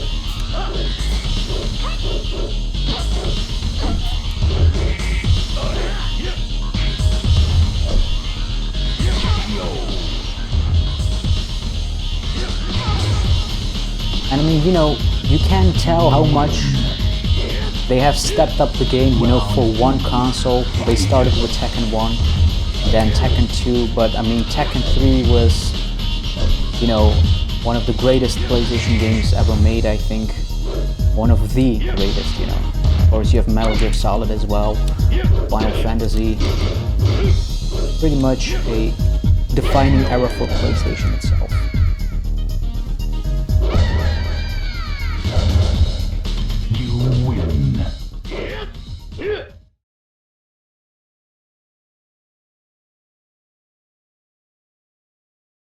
Round 1, fight! Eddie Gordo. How many of you are happy that Eddie is back? I mean, I'm gonna say this right now. I'm very happy he's back. You know, I can understand the frustration with him in Tekken Tag 2, but he's really a cool character. You know, I mean, and he is definitely, Eddie Gordo is definitely, you know, a very unique character in the Tekken franchise, but also for Tekken 3. I mean, name me one game back at the time where you could say, like, yeah, we had a capoeira fighter that you could play with. Like, I mean, there was nothing unheard of the technology-wise and to pull it off. And I actually never had any problems with him in any of the games, even in online. Round 1, fight!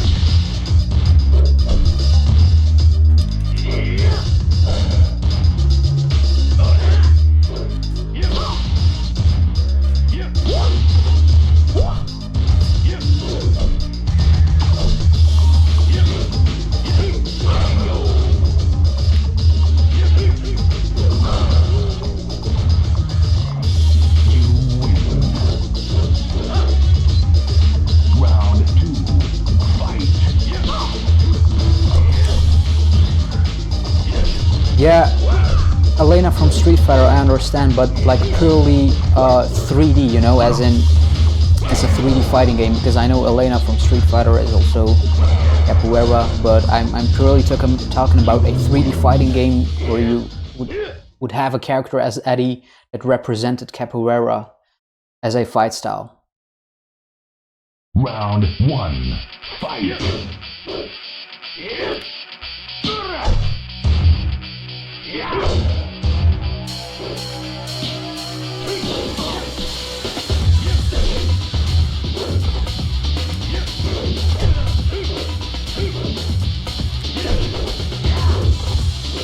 Alright, Herbo J, see you, yeah, I will definitely play King another time. I have so much characters to play still, so don't worry. Round 2, fight!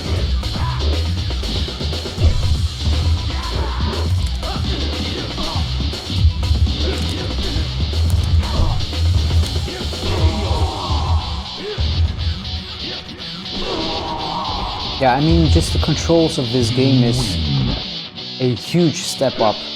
And also the first game where we can sidestep, like, whoop. A game-changing element. Whoa. Hold on, Phoenix. Oh.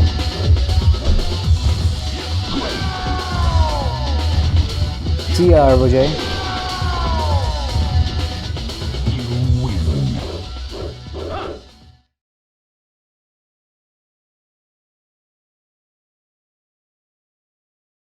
Round 1, fight! And when I played Tekken 7 back at Gamescom, like literally the gameplay itself, it reminded me of Tekken 3, of Tekken 5 and Tekken Tag. You know, it was you know, just to see how fast it is, like pretty much within 10 seconds, round is over and you're to the next round. Tekken 7 is exactly like that. Like the matches are very quick, and you're having a lot of fun. Round 2, fight! Definitely. And you know what the thing is, guys, it's like Tekken 3 to me is the best Tekken game ever made. I mean, it's the memories with this game I have is just, you know, is what made me love Tekken even more, you know. I mean, Tekken 2 was the first game I ever played and fell in love with the series. But Tekken 3 was like literally, I don't know, it's like, yeah, I can't describe it. It is this game that took it to the next level, like where I would say like, yeah, it affected me from a very personal side, and it was definitely part of my childhood. And it was this game actually where I got attached to all the characters even more, especially Jun Kazama. Because ever since that intro alone of Jin's face, you know, where you see Kazuya and Jun, like that was such a badass intro.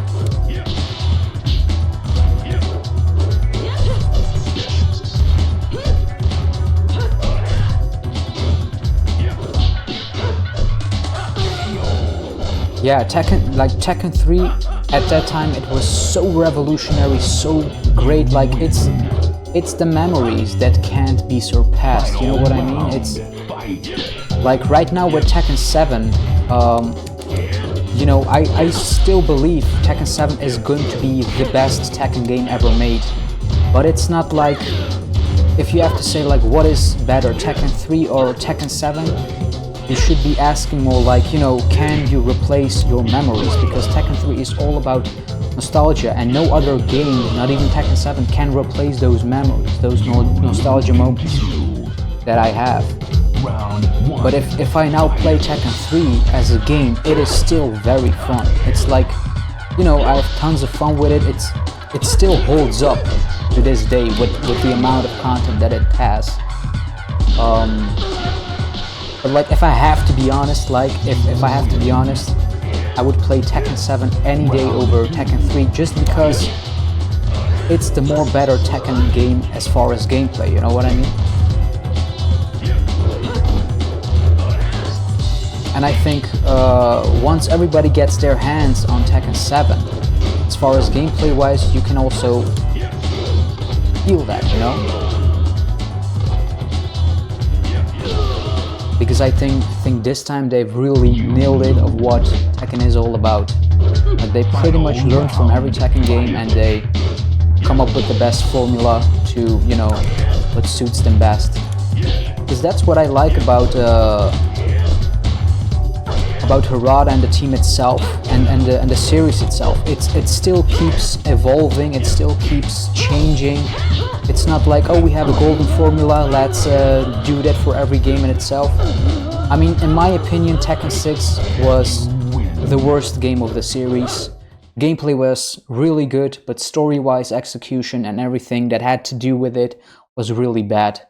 But I have to give them credit for the risks that they took. I mean, even Tekken 4, you know, something... They already had a really good formula with Tekken 3. They could have easily put Tekken 4 in a style of Tekken 3, you know. Everybody wanted to see the new Tekken 3 on the PlayStation 2 as the real follow-up. And Tekken Tag Tournament was the great setup, was the great teaser to that. And when Tekken 4 came out, everybody was like, what the hell is this? Why is this so much changed? Why does my favorite character suddenly look like he has aged, or you know what I mean? But now it's like the opposite. Even back then I didn't understand that. Even me, I was like, why is Tekken 4 so different? Why doesn't it have CG endings and all of that stuff? But it took me years to later understand what they were going for and what they tried. And right now, I mean, you would ask any real Tekken fan that would say, yeah, Tekken 4 is the underground, is the unappreciated game of the franchise.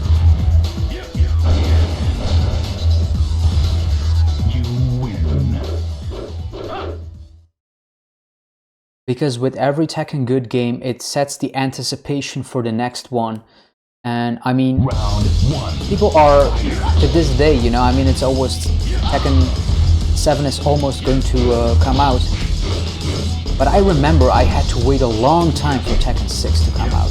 People are saying like, yeah, I'm waiting 3 years for Tekken 7 to come out, which is, depending on how you look on that, but just look on how much it took to Tekken 6 to come out ever since it was teased. Because I literally waited 4 years for that game, and when it came out I was like, what the hell is this? It's I couldn't believe it. I was like, what has happened to the story? What is this? It was awful.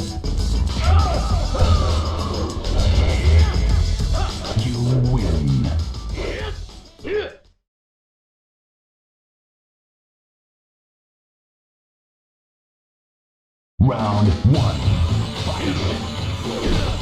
And you know, guys, what I'm also very convinced of, because you know, it's like let's take Metal Gear Solid as an example, because I'm also a hardcore Metal Gear Solid fan. And that franchise, that series ended in 2008 with Metal Gear Solid 4 as the conclusion of Metal Gear saga, you know, with the story of Solid Snake. And I'm just happy the way it completed, the way it ended. Everything it wrapped up very well. It tied all the pieces together. And then we of course had Metal Gear Solid: The Phantom Pain, which I was hyped beyond belief, but it didn't deliver its promise. But as far as for Kojima, it's not like he knows how the story will be from the very beginning, and along with time, everything keeps developing. And so do I see that with the story of Tekken itself, because when Harada and his team made, let's say, Tekken 1, Tekken 2, Tekken 3, they might have ideas for the future games, but it's not like it's set in stone, you know? And with every game that is coming out, they need to see like, okay, what have we written on the game and what can we legitimately change, you know? Because what they did with Tekken 6 was purely awful, you know? And I just think that they will kind of ignore most of it, of what happened in Tekken 6. It's not like, I don't expect them to explain what happened with Azazel, how exactly when Lars fought Jin, and you know, all that kind of stuff. They will just take the kind of events and base, and then just loosely say like, oh yeah, he you know, just like with Jin, when we see Tekken 6, we see that Raven finds him, but it's now like, oh yeah, he kind of disappeared in the desert and Jin is still missing, kind of that stuff, you know. So I wouldn't be too attached on the events of Tekken 6 in itself. More like the main events, but not like, you know, if you play the scenario campaign mode, I wouldn't take every event very seriously at all. know what I mean.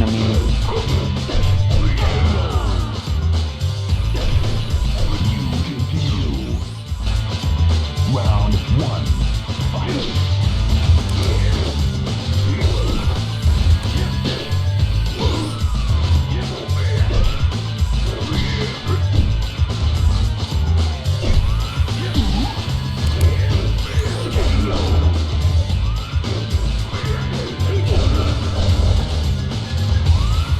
And you know, guys, like for myself, I'm a huge Tekken fan, and what I like about Tekken is the characters itself.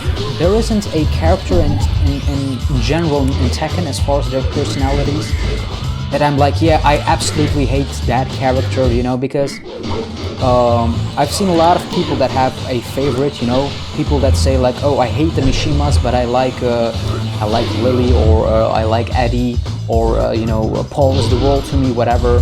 I just you know, love every character, but I have to say, like, Zazel itself, I really hate him. Like, he is just the only character that I'm like, what the hell are you even doing in this game? You know what I mean? It's like, is this Mummy 4, or which Mummy movie was this? So yeah, he's pretty much the only character that I kind of hate really bad. Because there isn't a character that I say like, yeah, you're absolutely trash. Yeah, Tekken history behind the Warrior says Tekken 6 scenario campaign is like a TV show. There's a main plot, but a lot of it's filler to space out the campaign mode. Yeah, exactly. It's like, you know, like with every Tekken game, the team itself and Harada, they learn a lot from it. So, and with every game they make, they also learn from their kind of mistakes and what was good and what was bad. So I could totally see what they were going for with the scenario campaign, and you have to remember that at that time there wasn't a game like Tekken that, you know, portrayed a story like that, that it was like a cinematic movie, because that was what they were going for, you see. But the execution and narration and the story itself was purely weak. It was not good. So if it wasn't for Tekken 6, they would never ever make Tekken 7 the way it is right now, because they are going to truly deliver on the story aspect, and that's what I have said. And I can also imagine that there are several games like, you know, Mortal Kombat X, that they have a very good story mode and the execution that fits the franchise series itself, where they have also taken note from, you know, Tekken itself and the Tekken team itself.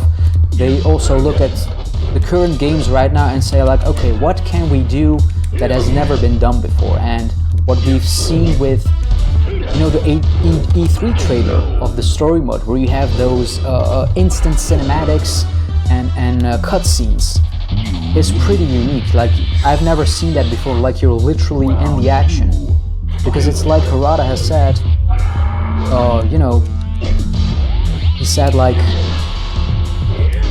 you know, usually you have your cutscene and then it's like round 1 fight and everybody starts with an equal health bar, but this time it's like, you know, you kind of bend the rules. You kind of start out of nowhere, and maybe you already have a pre-damage to your character, just like we've seen with Akuma and Heihachi, where Akuma beat up Heihachi pretty bad, so naturally Heihachi started off with a lower amount of health than usual. So it's things like that, and pretty much other surprises as well that he has said that is going to be in the game. Because can you imagine how cool would it be if you have those events from all the Tekken games, and then in Tekken 1 you as Kazuya are dragging Heihachi to the cliff, you know, and you are kind of throwing him off with an interactive cutscene, you know what I mean? I mean, how it's gonna tingle up those emotional sparks for sure.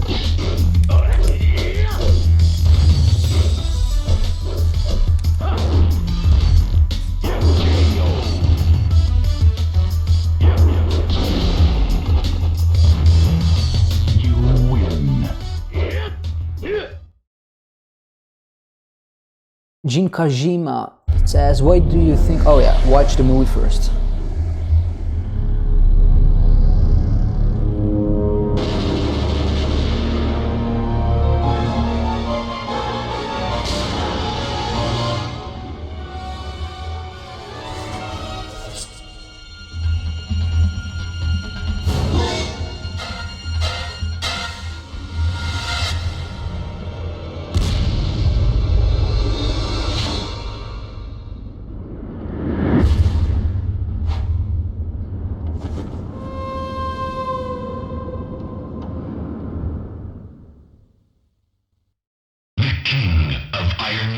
Tournament. Enter the Tekken.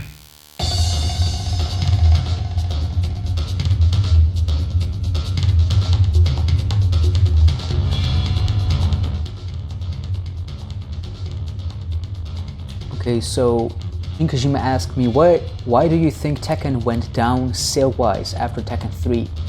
Tekken Tag 1 is the very first PS2 game, so nobody had PS2 at the time. Tekken 4 Force, huge change, right? Yeah, I mean, Tekken 3 was, you know, it was a phenomenal success, so it is today the most well-sold Tekken game ever made, you know? So it's like with every other game, the sales went up high. But when Tekken 3 came out, it's pretty much like, yeah, there can never be a game that can top this. And what you also, if you see at the sales of other games as well, of the Tekken games, is that every time you have a very good Tekken game, you are setting up an anticipation for the next one. So when you have Tekken 3, everybody is looking forward to the next one. And obviously, since Tekken Tag 1 was a launch title for the PS2, nobody had a PS2 back then, so sales wouldn't be as much as Tekken 3, but it was really booming. And also Tekken 4 itself, that is because here is the changing point. Tekken 4 in itself didn't do well on the arcades. It didn't do well as anticipated, so it came out very quickly, like literally 1 year after release, the game was out on consoles. And since it wasn't, you know, since it was very different, the tone and change and everything, the sales reflected that. So what do you do when you have Tekken 4? You don't set up the hype anticipation for the next one. But when Tekken 5 came out, sales rised again, and it set the anticipation for the next one, which was Tekken 6, but it wasn't that good.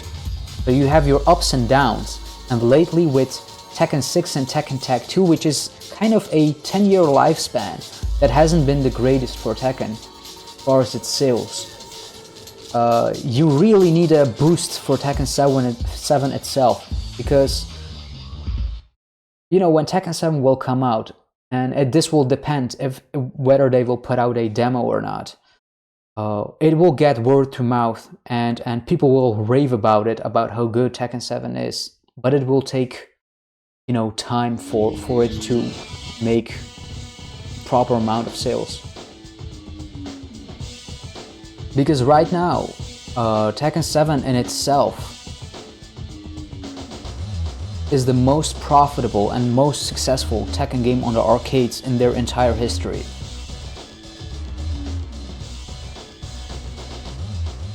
Yes, Tekken 5 went back to Tekken 3 style again because that's what people liked. They liked, everybody was so into Tekken 3, they liked Tekken 3, and Tekken Tag 2 did that as well. So they went, so with Tekken 5 it was a kind of a reboot back to the old roots. And then when they had that success, they again tried something new with Tekken 6, and that didn't work out very well. It had huge sales though, because because of Tekken 5 was so good, it set the anticipation for Tekken 6. And sales-wise, it was very good. But at the end of the day, nobody was really, you know, hyped for a Tekken 7 or a, you know, Tekken Tag 2.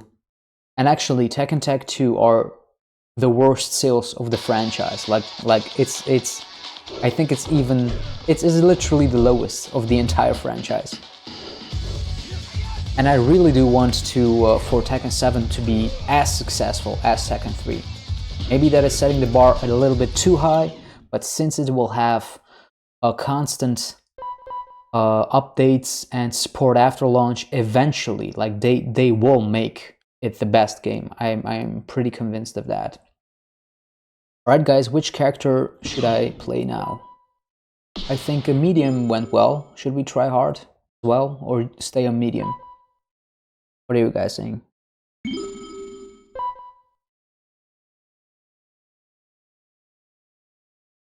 Why did Tekken Tag 2, why did TTT did so bad? It was very complex for the casual gamers. Like, it had too much going on. Hard. Go hard. I'll go hard. I'll go hard on this bitch. Okay. Yeah, the controls are really good, so I can handle hard. Tekken 2 it was a different story. Which character, guys? I'm obviously seeing a delay here, so I will...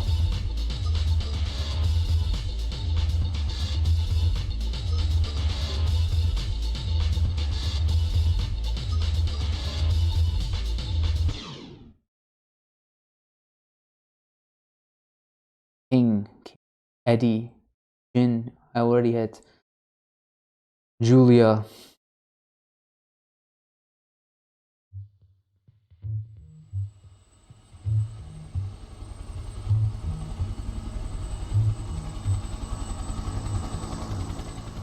Yeah, use Hwoarang.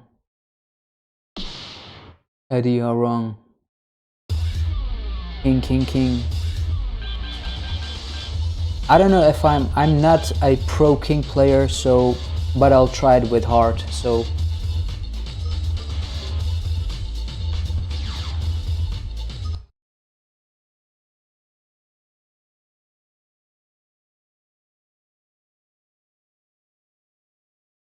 Round 1. Fight.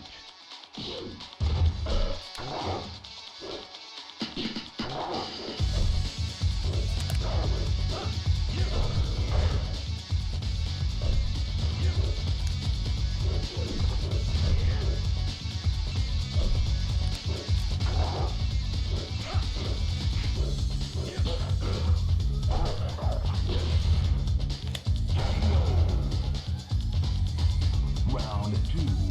Fight.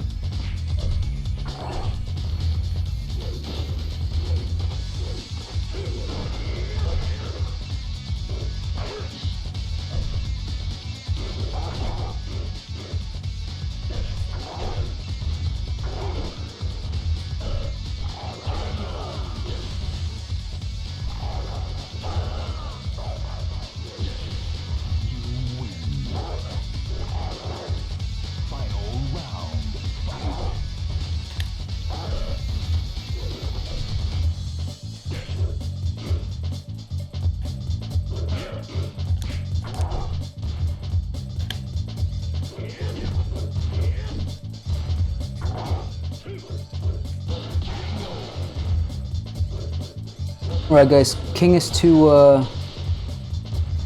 I can't handle King in hard. Round 1.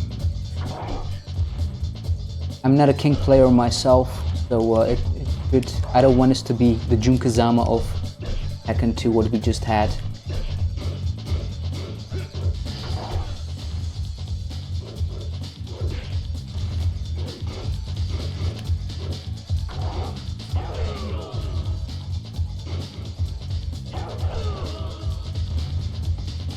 Round 2. Fight. Wait, did I'm wondering, did I choose character change it continue or not?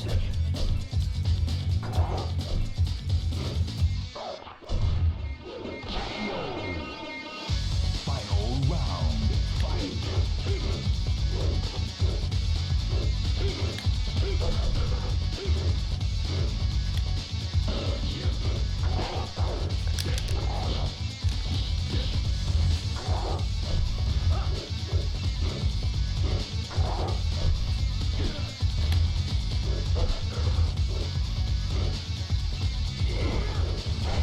Okay, I'm gonna... Did I choose? Oh no, I think I will set that option on so I can change in between as well. So, character change it, continue, yes, on hard. So we should be more fun as well to try out several other ones. So let's start. I'll start with Ball, and then from there on we'll see. If I lose, I'll choose another one that I think it's fitting. Round 1, fight. Alright, Vinny, see you.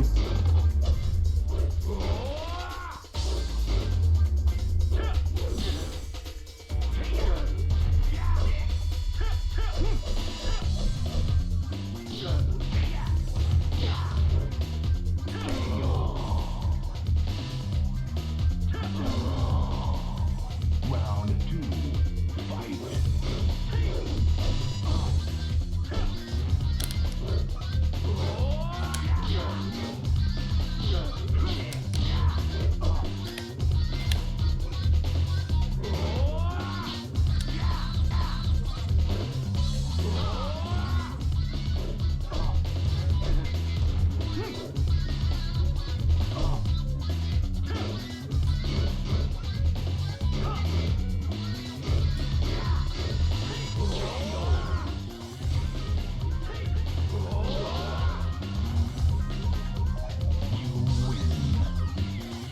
Hey Yellow, you plan on doing streams on that new online tournament feature? Yeah, definitely. Yeah, that's also one of the things of Tekken 7, right? Online tournament mode. Definitely gonna... when just Tekken 7 comes out, I mean, I'm gonna stream that game a lot. This is in preparation for that, you know, just see how it goes. If you guys like it. You know, the reason I also do this on YouTube, I'm just testing stuff out because I will stream on Twitch as well.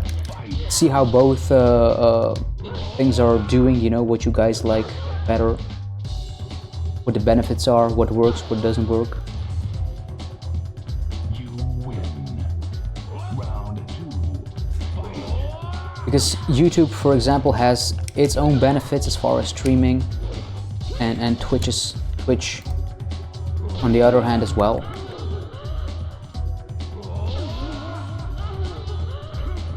You win. But yeah, once Tekken 7 comes out, it's pretty much streaming, playing, showcasing it for you guys, having lots of fun, and definitely, you know, I think at the beginning it's going to be mostly on the offline content, you know, story mode. What can we see? What can we unlock? Let's grind the game all up to 100%. Round 2, fight. Who do you think will die, Kazuya or Heihachi? I already told that in the Tekken 2 segment, but long story short, I do think Heihachi is the one that's going to die.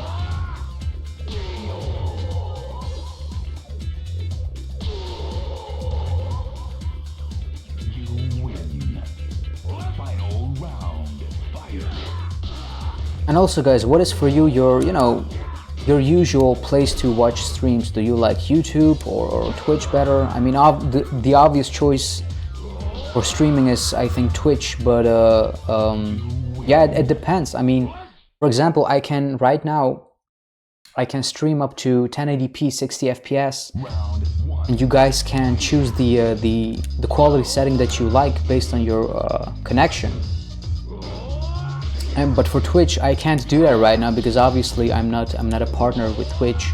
So if I stream on Twitch, you guys have to deal with the connection that I have. So in this case, I would maybe stream it at 720p for other people not to have it lag as well. But I will definitely try both, you know. Obviously, like right now, when I'm doing the live stream, I can see the comments. But if I archive it, the comments are gone, right? And you have chat replay on Twitch.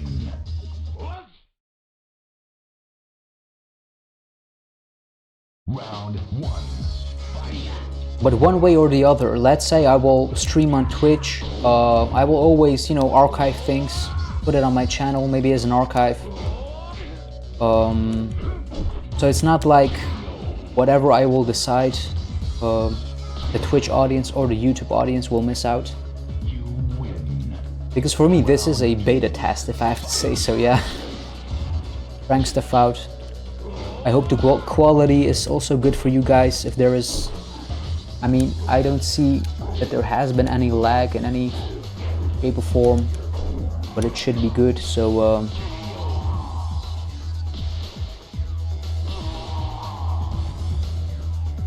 You lose. Final round. Fight.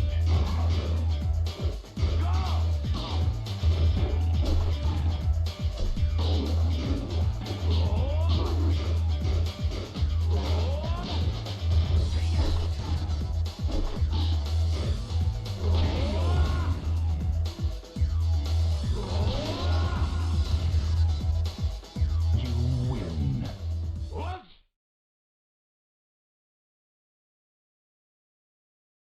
Round 1. Fight.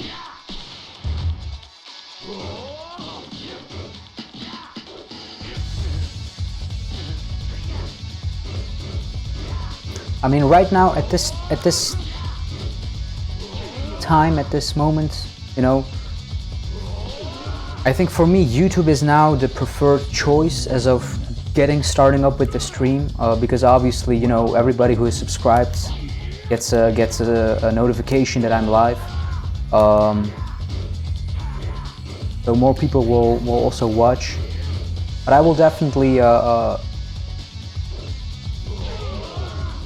stream with Twitch as well and see how that goes, build up a audience as well, I suppose, and eventually I should have a decision, I think, because I do plan on you know, streaming more. Round 1.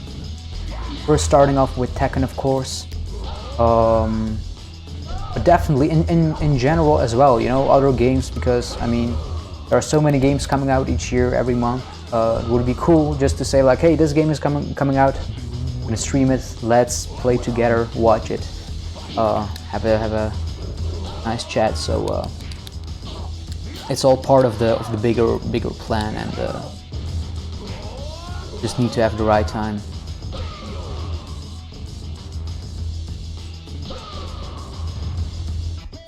KO. Win.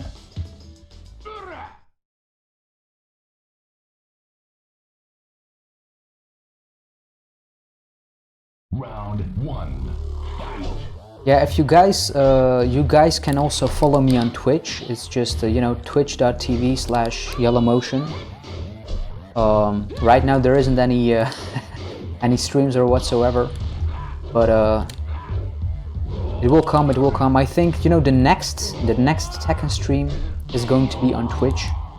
One time on YouTube, one time on Twitch, and then we can see how it goes. So definitely follow me on Twitch as well.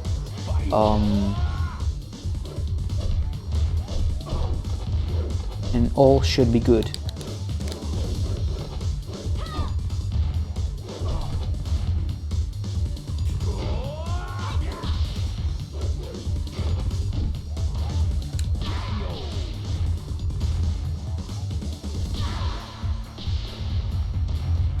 And also, guys, besides Tekken 7, what are you looking forward to? Like for me, it's like the Crash Bandicoot remaster. Besides Tekken 7, I'm really looking forward to that game. I mean, it's coming out 1 month after Tekken 7, but I don't know if I will play that game on launch because it's on June 30th, I guess. But it's like, I think I will spending too much time on Tekken 7, where eventually I will stream Crash Remastered some other time as well. But yeah, definitely looking forward to that game, as in like I want to play that game right now when it's out, you know.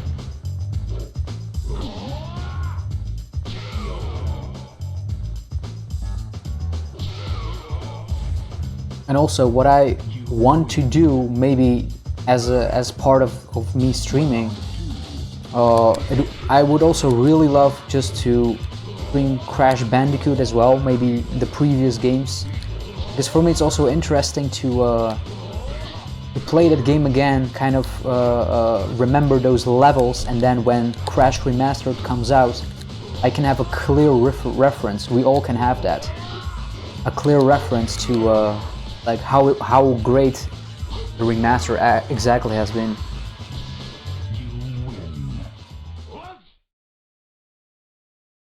Yeah, Yakuza, Yakuza 6, God of War as well. That is also one title, God of War, the new God of War. I'm really looking forward to that as well.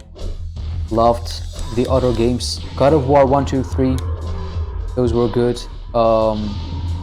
Ascension wasn't bad, but it wasn't great either. But I mean, I'm definitely looking forward to get into the Yakuza series. That's like, it's for me, it's like, you know, imagine for me saying like, dude, you have to get into Metal Gear Solid because it's so good. I think that's the same with Yakuza. Like, I know people are really loving those games ever since it came out, but I never gotten into it. But I should. Final round.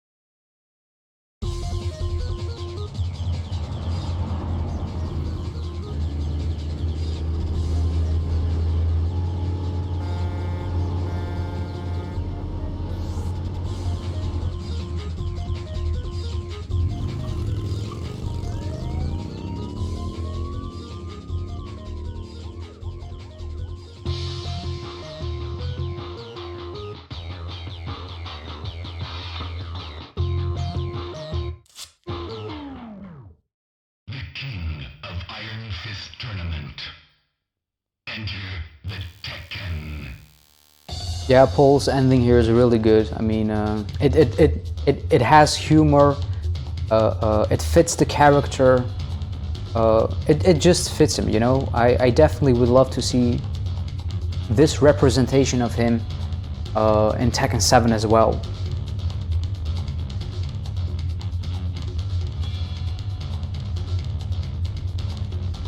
And of course, the CG of Tekken 3 back then, it was unbelievable, like unbelievable. I mean, still to this day it looks so good, but back at the time it was like insane. Alright. I think I'm gonna do one more playthrough. Should I maybe do one-time Tekken Force? But not on hard, because it's impossible on hard.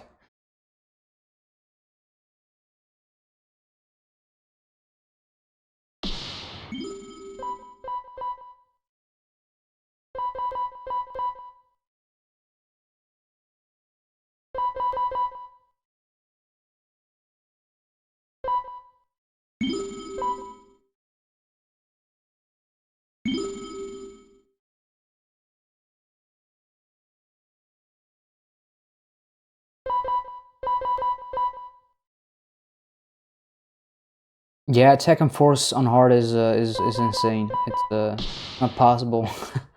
I remember back in the days I played it and I was like, this game can't beat it. But it's a fun challenge. Actually, let's just try it, just for fun and giggles. Let's just play this Tekken Force on hard. Oh.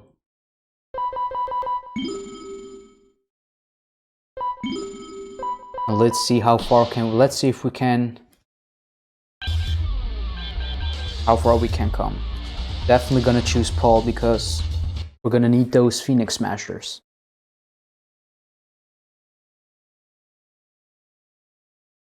Paul Phoenix. Fight. Oh damn.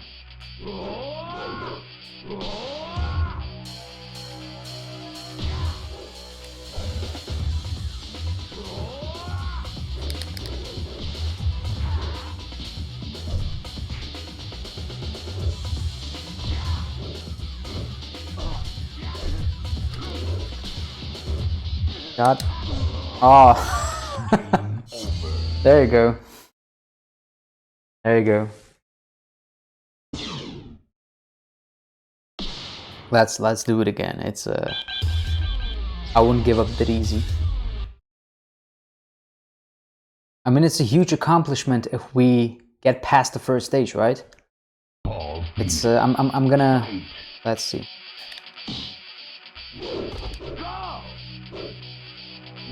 It's Tekken Force in this game. You have to play it on your most dirtiest way possible. Just cheat your way out, anything you can, cheap tactics, whatever it is, because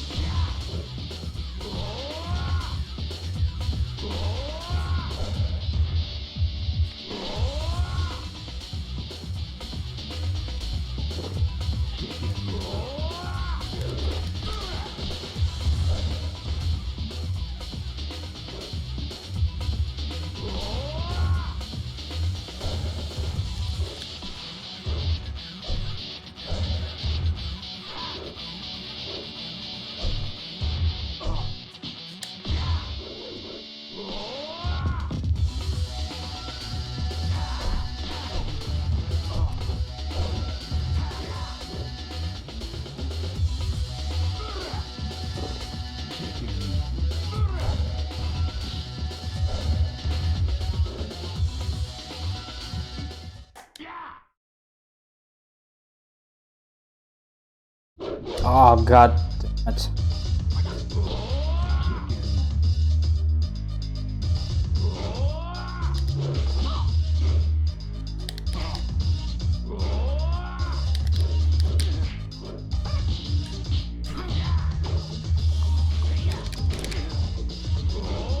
Jesus.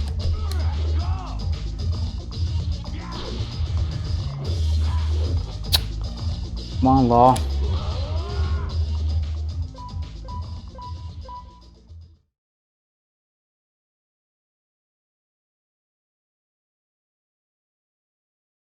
Paul Phoenix.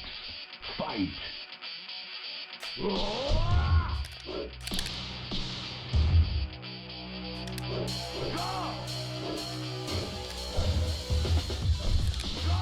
You have to be careful because they can literally pop out of nowhere, and when you get sandwiched, then it's pretty much you can count your death within seconds. Oh man. I mean, how cool would it be, guys? Because this is what I also definitely want for Tekken 7. Here we go. I mean, a Tekken Force mode in the style of Tekken 4, but with online multiplayer at the same time. How cool would that be? Just as a separate mode. It's not part or incorporated in the story mode.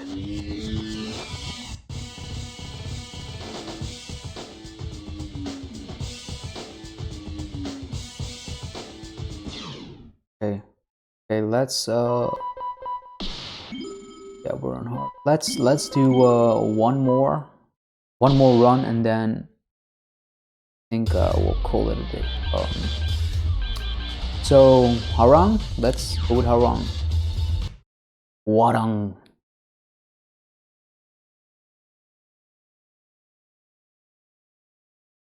Round 1. Fight.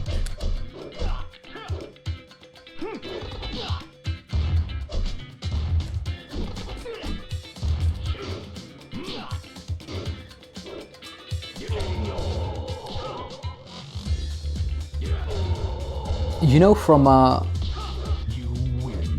I've already said this, but Hwoarang in Tekken 7 is like really strong, and it's like, you know, in general, the way Tekken 7 is with the new game system and mechanics, it's so different, fresh, new, but it's still Tekken. And therefore, like, when I played the game, I was like, this game needs the unique characters, you know, the unique fight styles that is attached to the characters themselves to make it more fun.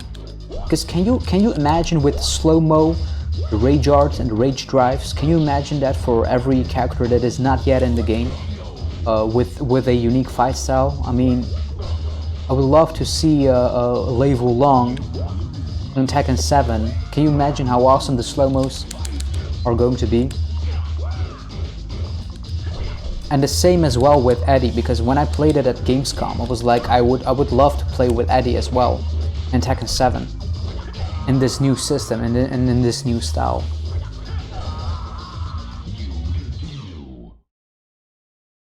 Crap, I lost. Let's choose him again. I wasn't playing that well. Round 1. Fight. Yeah, with Hwoarang's name, it's like, what is it? Hwoarang, you know, even in Tekken 3, Hwoarang, you know.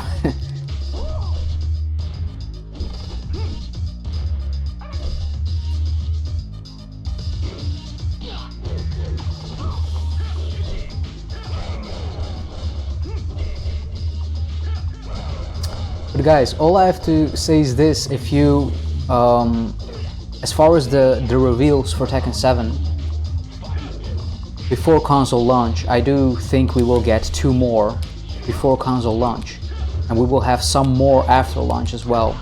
And with after launch, I mean characters that are kept secret as part of the story mode. But if you look at the part 2 video, my prediction list, what it is called, right? It's basically just my opinions. From all the characters, there is 1 male character left legitimately, which is Lei, and a few females like Anna and Julia and Jun. But if I have to pick 1 female character, it would be definitely Anna, and the male character, it's only Lei left, as part of the reveals before launch. So I wouldn't be surprised if we see Anna and then Lei.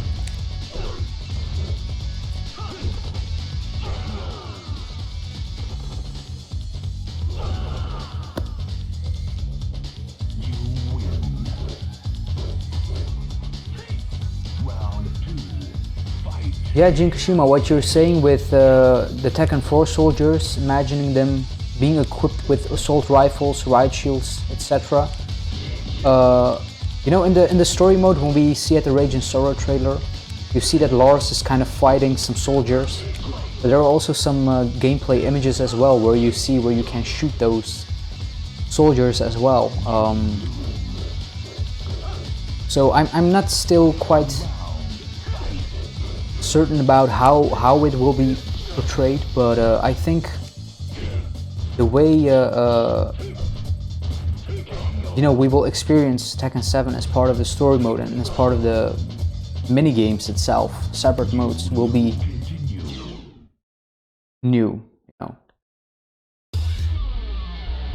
Let's do them again and then.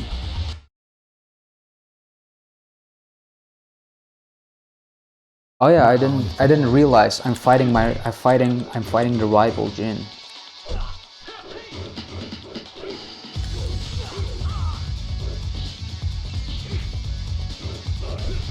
Perfect. Oh, here we go.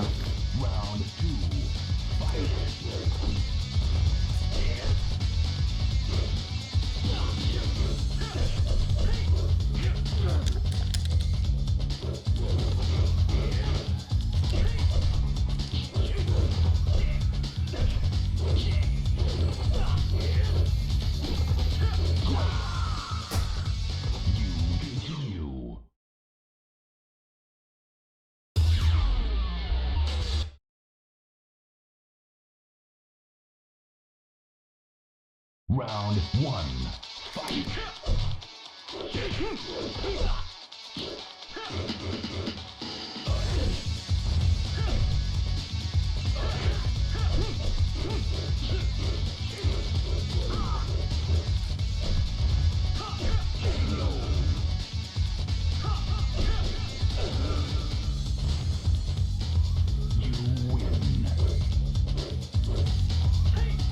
Yeah, Lars was pretty much finding Jin and kind of bringing him back. You know, also if you look at the Rage and Sorrow trailer, if you just take several scenes, like let's say Lars scenes, and you put everything next to each other, you can see the you can see a complete cutscene. You know, where he fights the soldiers. It is cut up, but if you just take those two scenes, you put them next to each other, you see the whole sequence.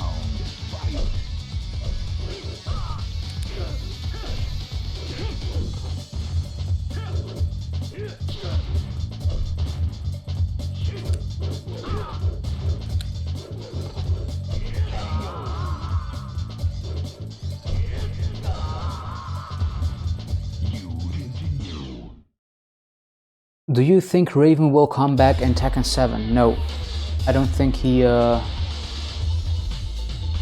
be back officially like a legitimately playable character. I don't think so. No, Master Raven is pretty much the Master Raven. He is the Raven itself.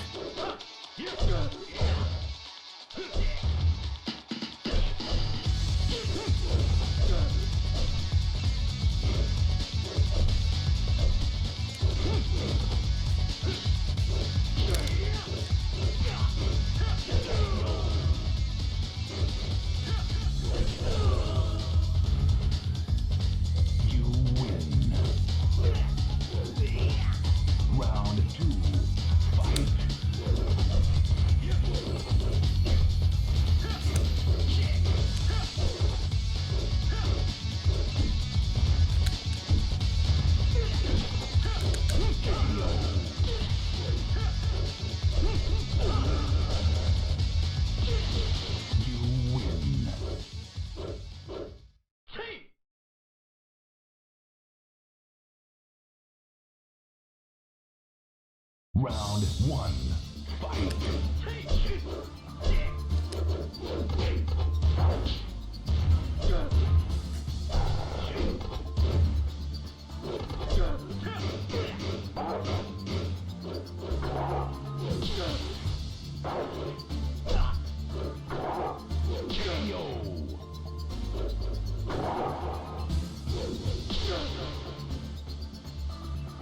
Round two. Fight.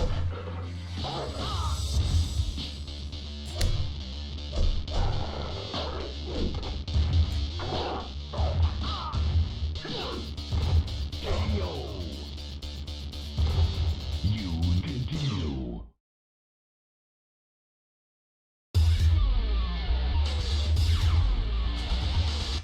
If I lose again, guys, which character should I pick? Round one. Fight.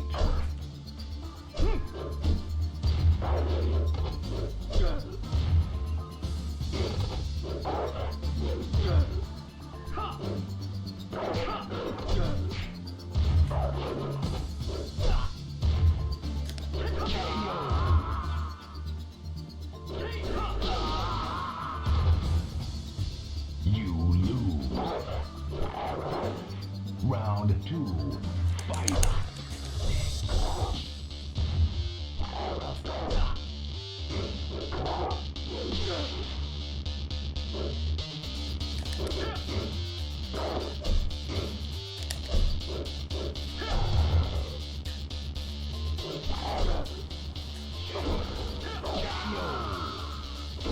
Okay.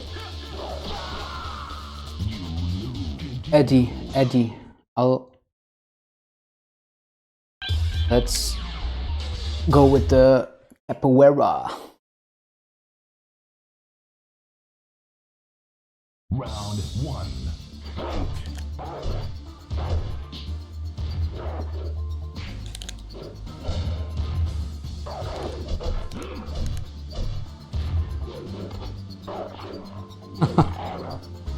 Thing is just wrecking everybody.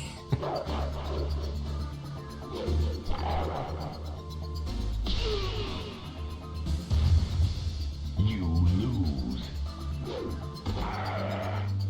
Round 2. Fight. Greetings, Mr. Heavy Metal Hero Dude.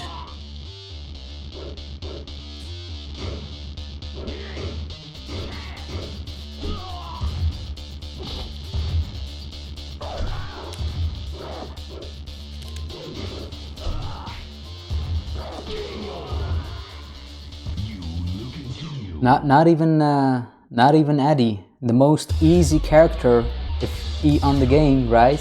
Can't. Oh man. Round 1. Fight.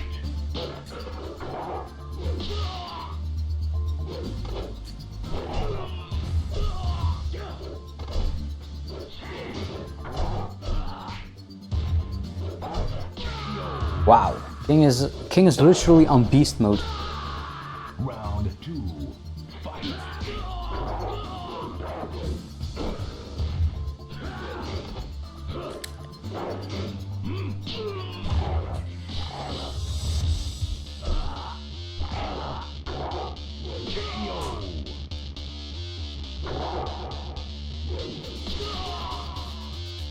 You lose. Continue. There's only one solution to this. Bruce Lee.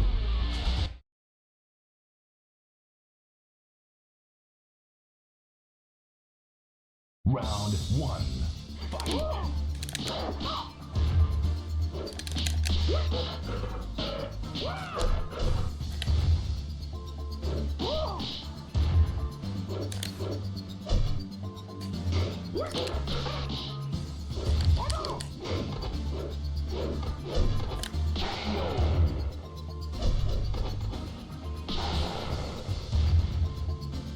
You win. Round 2. Fight.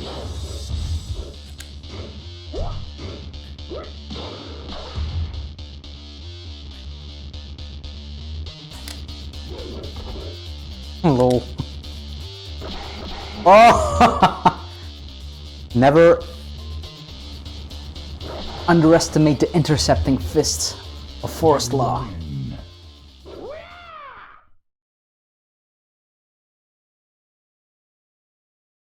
Yeah, this is on hard. I'm playing on hard.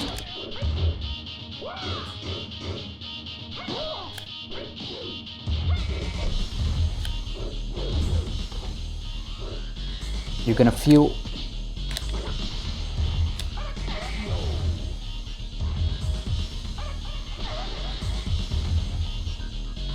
You win. Round 2. Fight.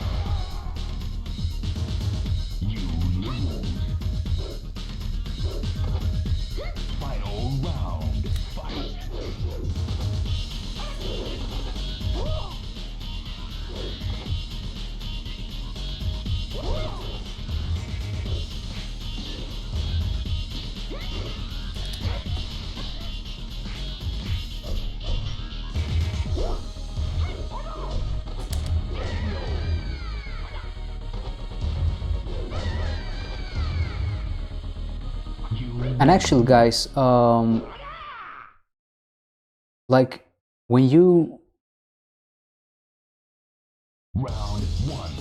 Fight. like when you have arcade history in Tekken 5, you actually have the arcade versions of these games as well. And Tekken 3 on the arcade history of Tekken 5 is the Tekken 3 game. As you can see, the graphics are much better. It has semi-3D backgrounds and meshes in it as well. I will show that the next time.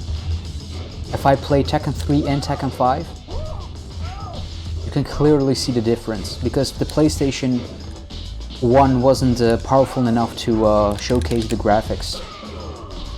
The arcade version was much more powerful to handle Tekken 3.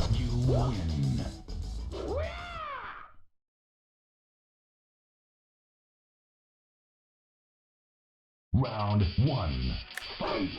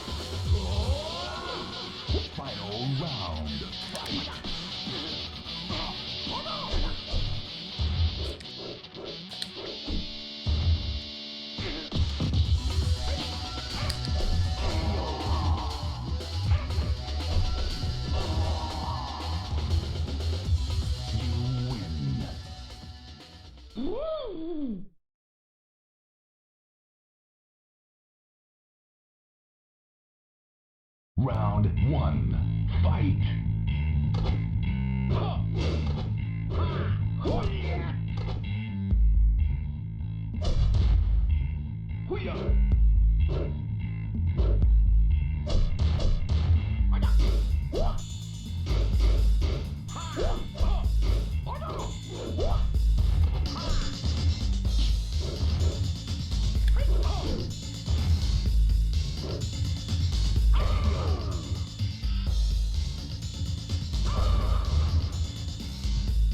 Round 2,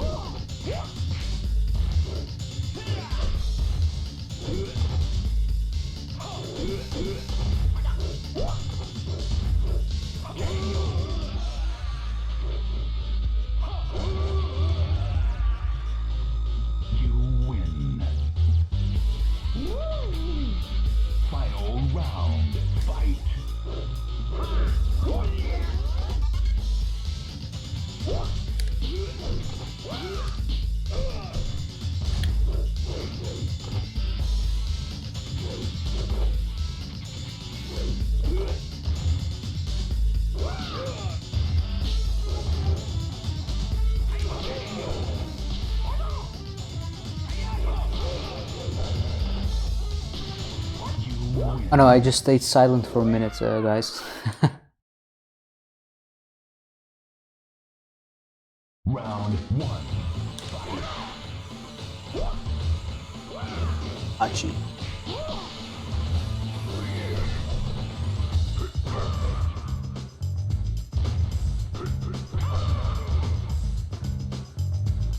You know what the funny thing is, guys, regarding Heihachi and Akuma? Not funny, but it's kind of a faded thing. Like Akuma itself, he appeared first in Street Fighter 2 Turbo, right? If I'm not mistaken, but that was in 1994. So it's pretty much the year that he was born, right? As we could see it as the audience. But so was Heihachi as a character itself. So it's pretty interesting that both characters, both Heihachi and Akuma, have the same age, kind of, right? As far as in gaming history.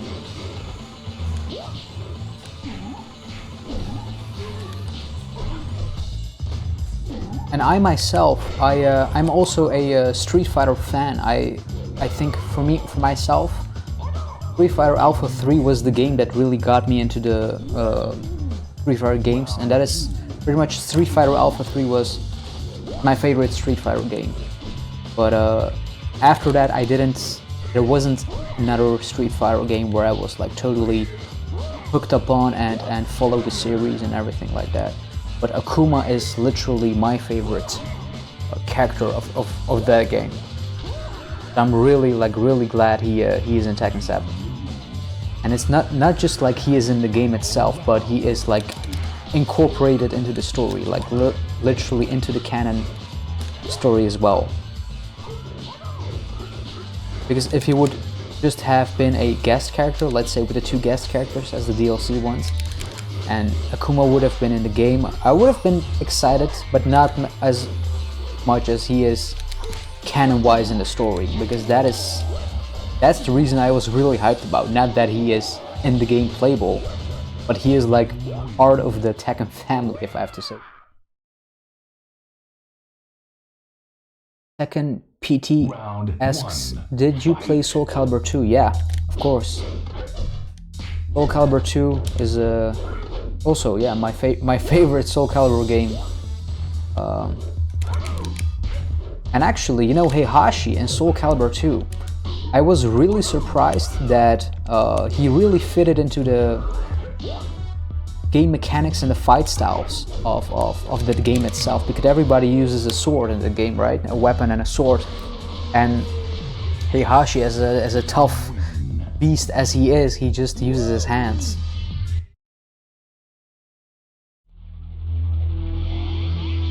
And it actually worked really well. It wasn't like, yeah, this isn't working, or this doesn't make any sense.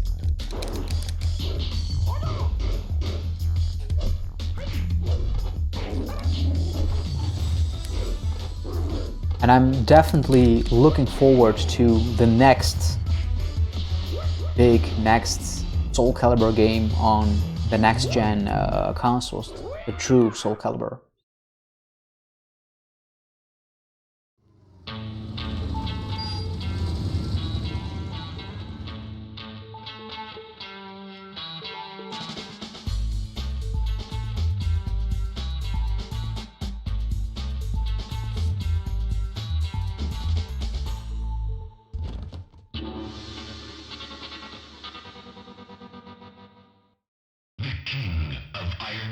Tournament. Enter the Tekken.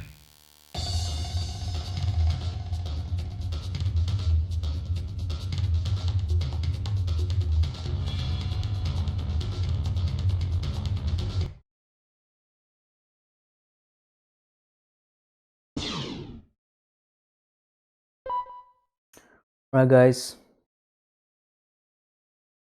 yes. Should I do one more? It's I think I will do one more, but on medium. I just want to, this was going to be my last one, but I really want to do one more.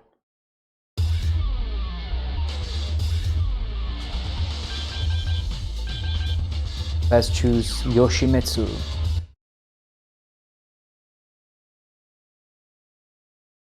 Alright, Twarg. Good night, man. Spasiba. Thanks for watching.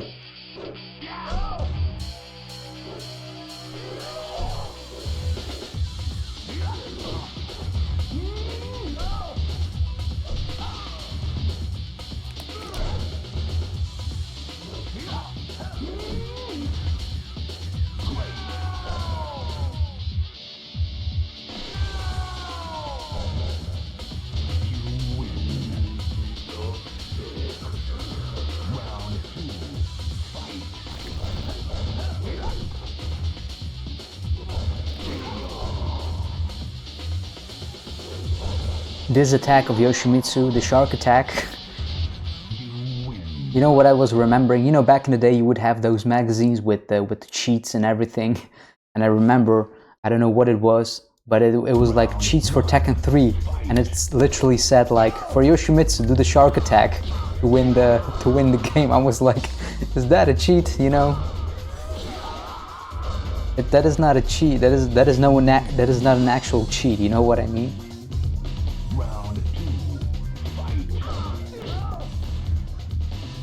And yeah, man, props to Harada, because he is voicing Yoshimitsu, he is voicing Forest Law, and several other ones as well. But that's Harada that you're hearing, guys.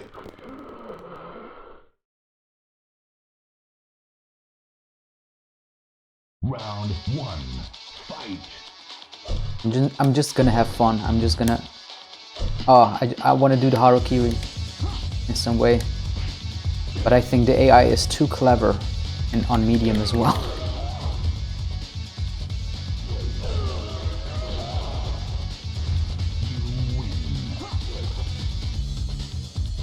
Round 2, fight.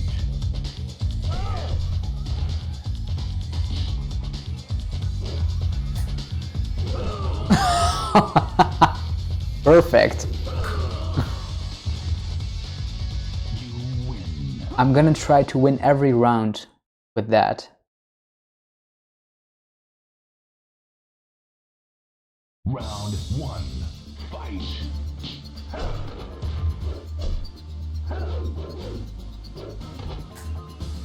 Oh.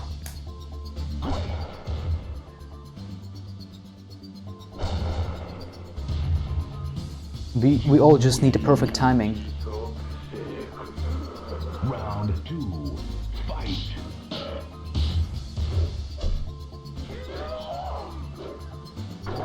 Uh-oh, uh-oh, uh-oh.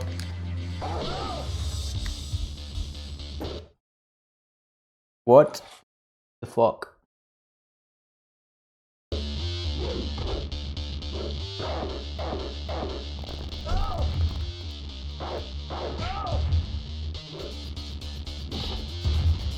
Okay.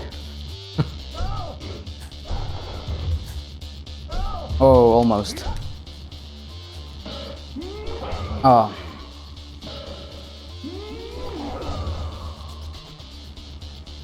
You lose. Final round, fight. Oh. Ah. King was like, what the F are you doing, man? You win.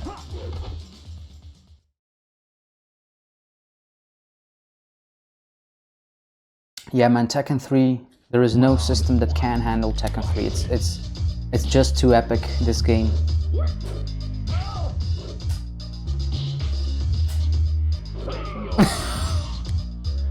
Almost.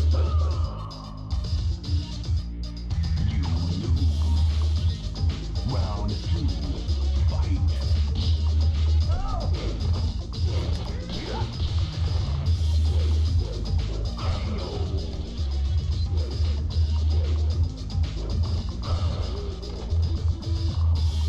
You win.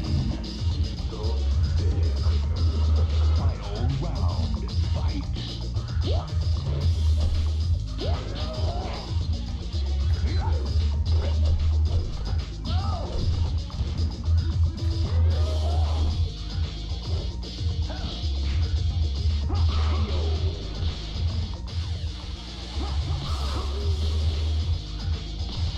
You win.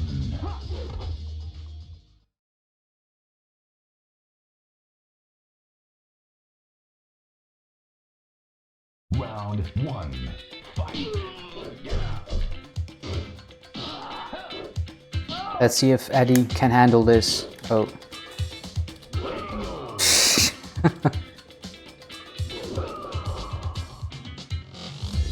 You lose. Round 2, fight. Aw, man. I have to have better timing.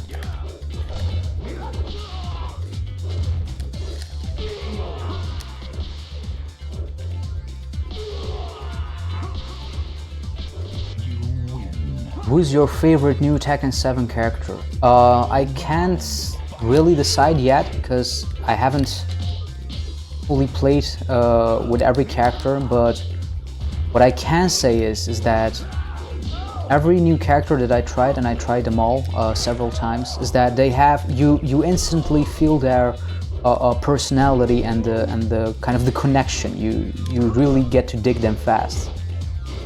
You really get a sense of who they are and what they kind of represent themselves as a character. Because like for example, when Tekken 6 came out, I didn't have any kind of connection with the new characters, not with Bob, Miguel, or Zafina. It was like, also with Lars and Alyssa, it was like, it had to do with the game itself as well. And it took time. Even with Tekken Tag 2, I started to really get into them. But with Tekken 7, it was instantly like, yeah, I totally, fell in love with the characters, if I have to say so. You instantly feel their personalities. Like for example, when I played with Kazumi, I was like, I could feel the innocence of her, that she portrayed, and she's probably the easy, beginner-friendly Mishima, like the innocent Mishima from the Mishima family. But yeah, all characters have a great personality and the execution of it. I really liked Shaheen as well as a character. Claudio as well. Claudio was more of that mysterious, like, he is as his character and his organization. So when you would play him, like I didn't know the move list and all, and I was just, trying some stuff out, I could really feel like he is hiding something. Like when Claudio goes into his Starburst mode, when his hands get activated, it's like, oh, you better watch out because I have some hidden moves, I have some things I can show to you, kind of that feeling. If it makes sense, but for example, I tried out characters like Gigas to see like, hey, does he really play like Marduk? And he doesn't play like Marduk at all. It's not like I was like, oh yeah, that's just Marduk and his skin or anything like that. But he is pretty much his own character.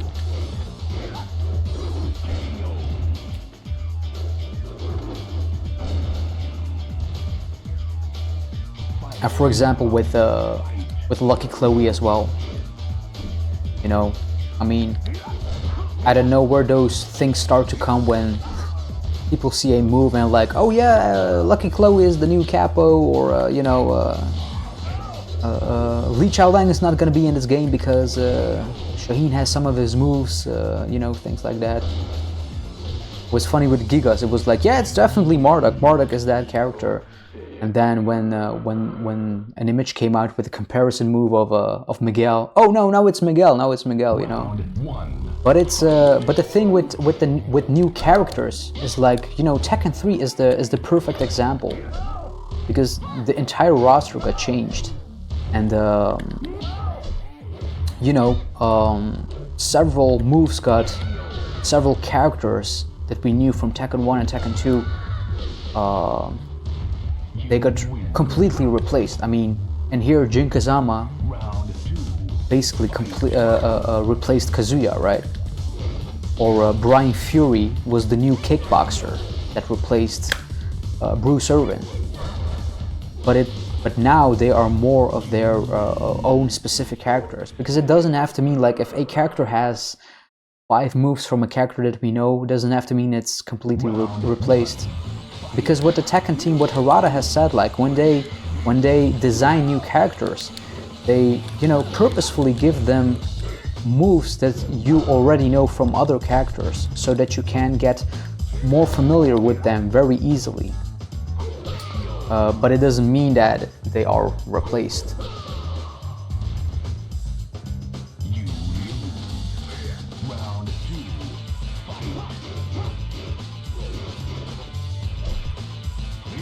And for some characters, because it's a very tricky thing, because for example, I said like, I don't think we will see Bakuto-san in Tekken 7 officially, or let's say Ganryu.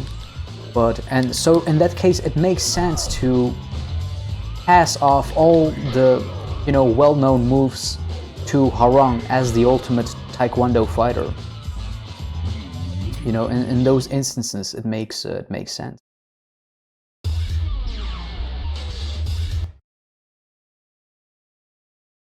Yeah, Asuka replaced Jun. You know what the thing is? Like, for example, in Tekken 5, we got introduced to Asuka, right?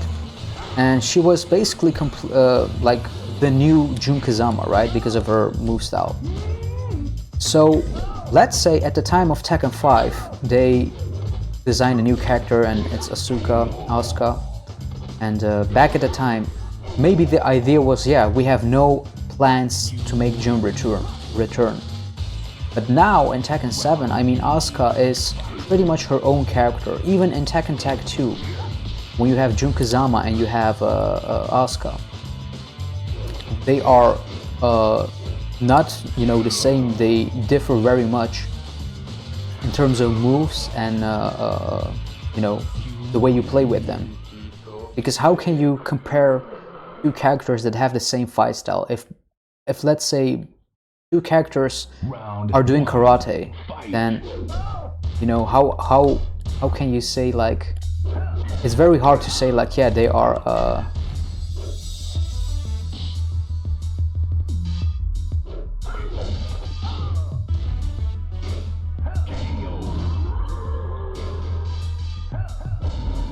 I mean it's very easy to say, like, they are the same character, they are clone characters, but it's not that way. So it purely depends. Round 2, fight.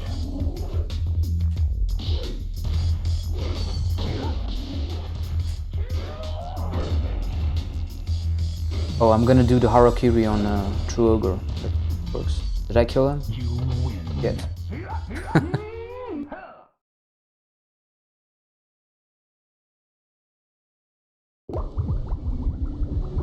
Ogre's blood.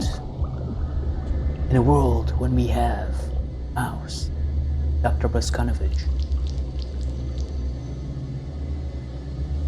Be prepared for some unexpected surprises. Coming in a theater near you. Rat attack. The King of Iron Fist Tournament. Enter the Tekken.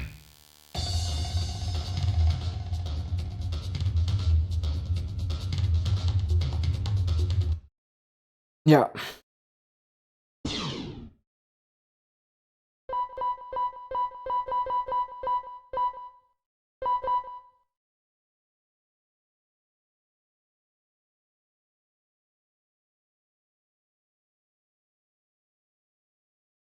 Alright guys, I'm gonna call it a day. I think, I don't know how long I streamed. I have no idea. Over 2 hours, I think, or even more.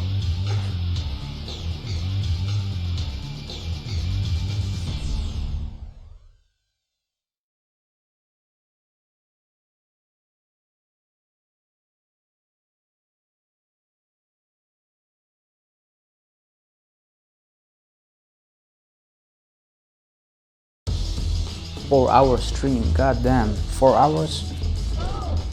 Holy shit, yeah, man. It's all. Holy crap, time flies by, man. Time really flies by. I didn't plan to. I was planning to stream for 2 hours max, but as this was the first time, you know, it was turned out a little bit much longer, and I usually myself, I can't, you know, I cannot stay for 4 hours for a stream, or even longer than a couple of hours. But I really appreciate all of you guys who stayed from the very beginning. And I also hope that you had a really good time with me as well, playing those classic Tekken games. This definitely isn't the last time, as I will continue to do this more often, more frequently.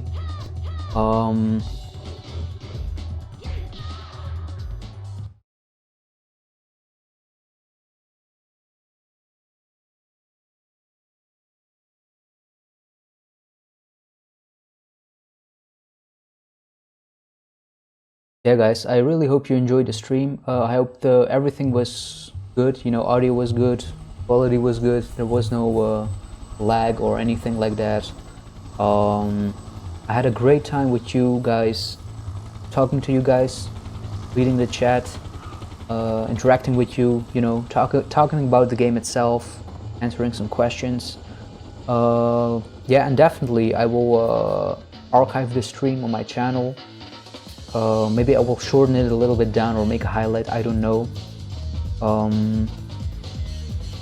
But definitely, I mean, I will play those games again, Tekken 2, Tekken 3, and for the next time, yeah, let me know, what would you like to see next? Should I go with Tekken Tag or Tekken 4, Tekken 5? I would like to do them in order, but it's like if you guys would like to see Tekken 2 again or Tekken 3, we can just continue where we left off.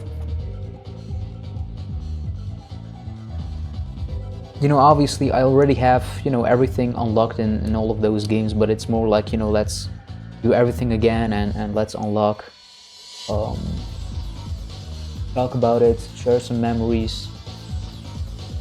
Yeah, and I also really like that you guys came and watched. Yeah, pretty much had a good conversation. It's like, you know, playing a game on the couch with your friends. Yeah, Tekken 4. Yeah, I would love to stream Tekken 4 as well. Definitely. Tekken 4 and Tekken 5.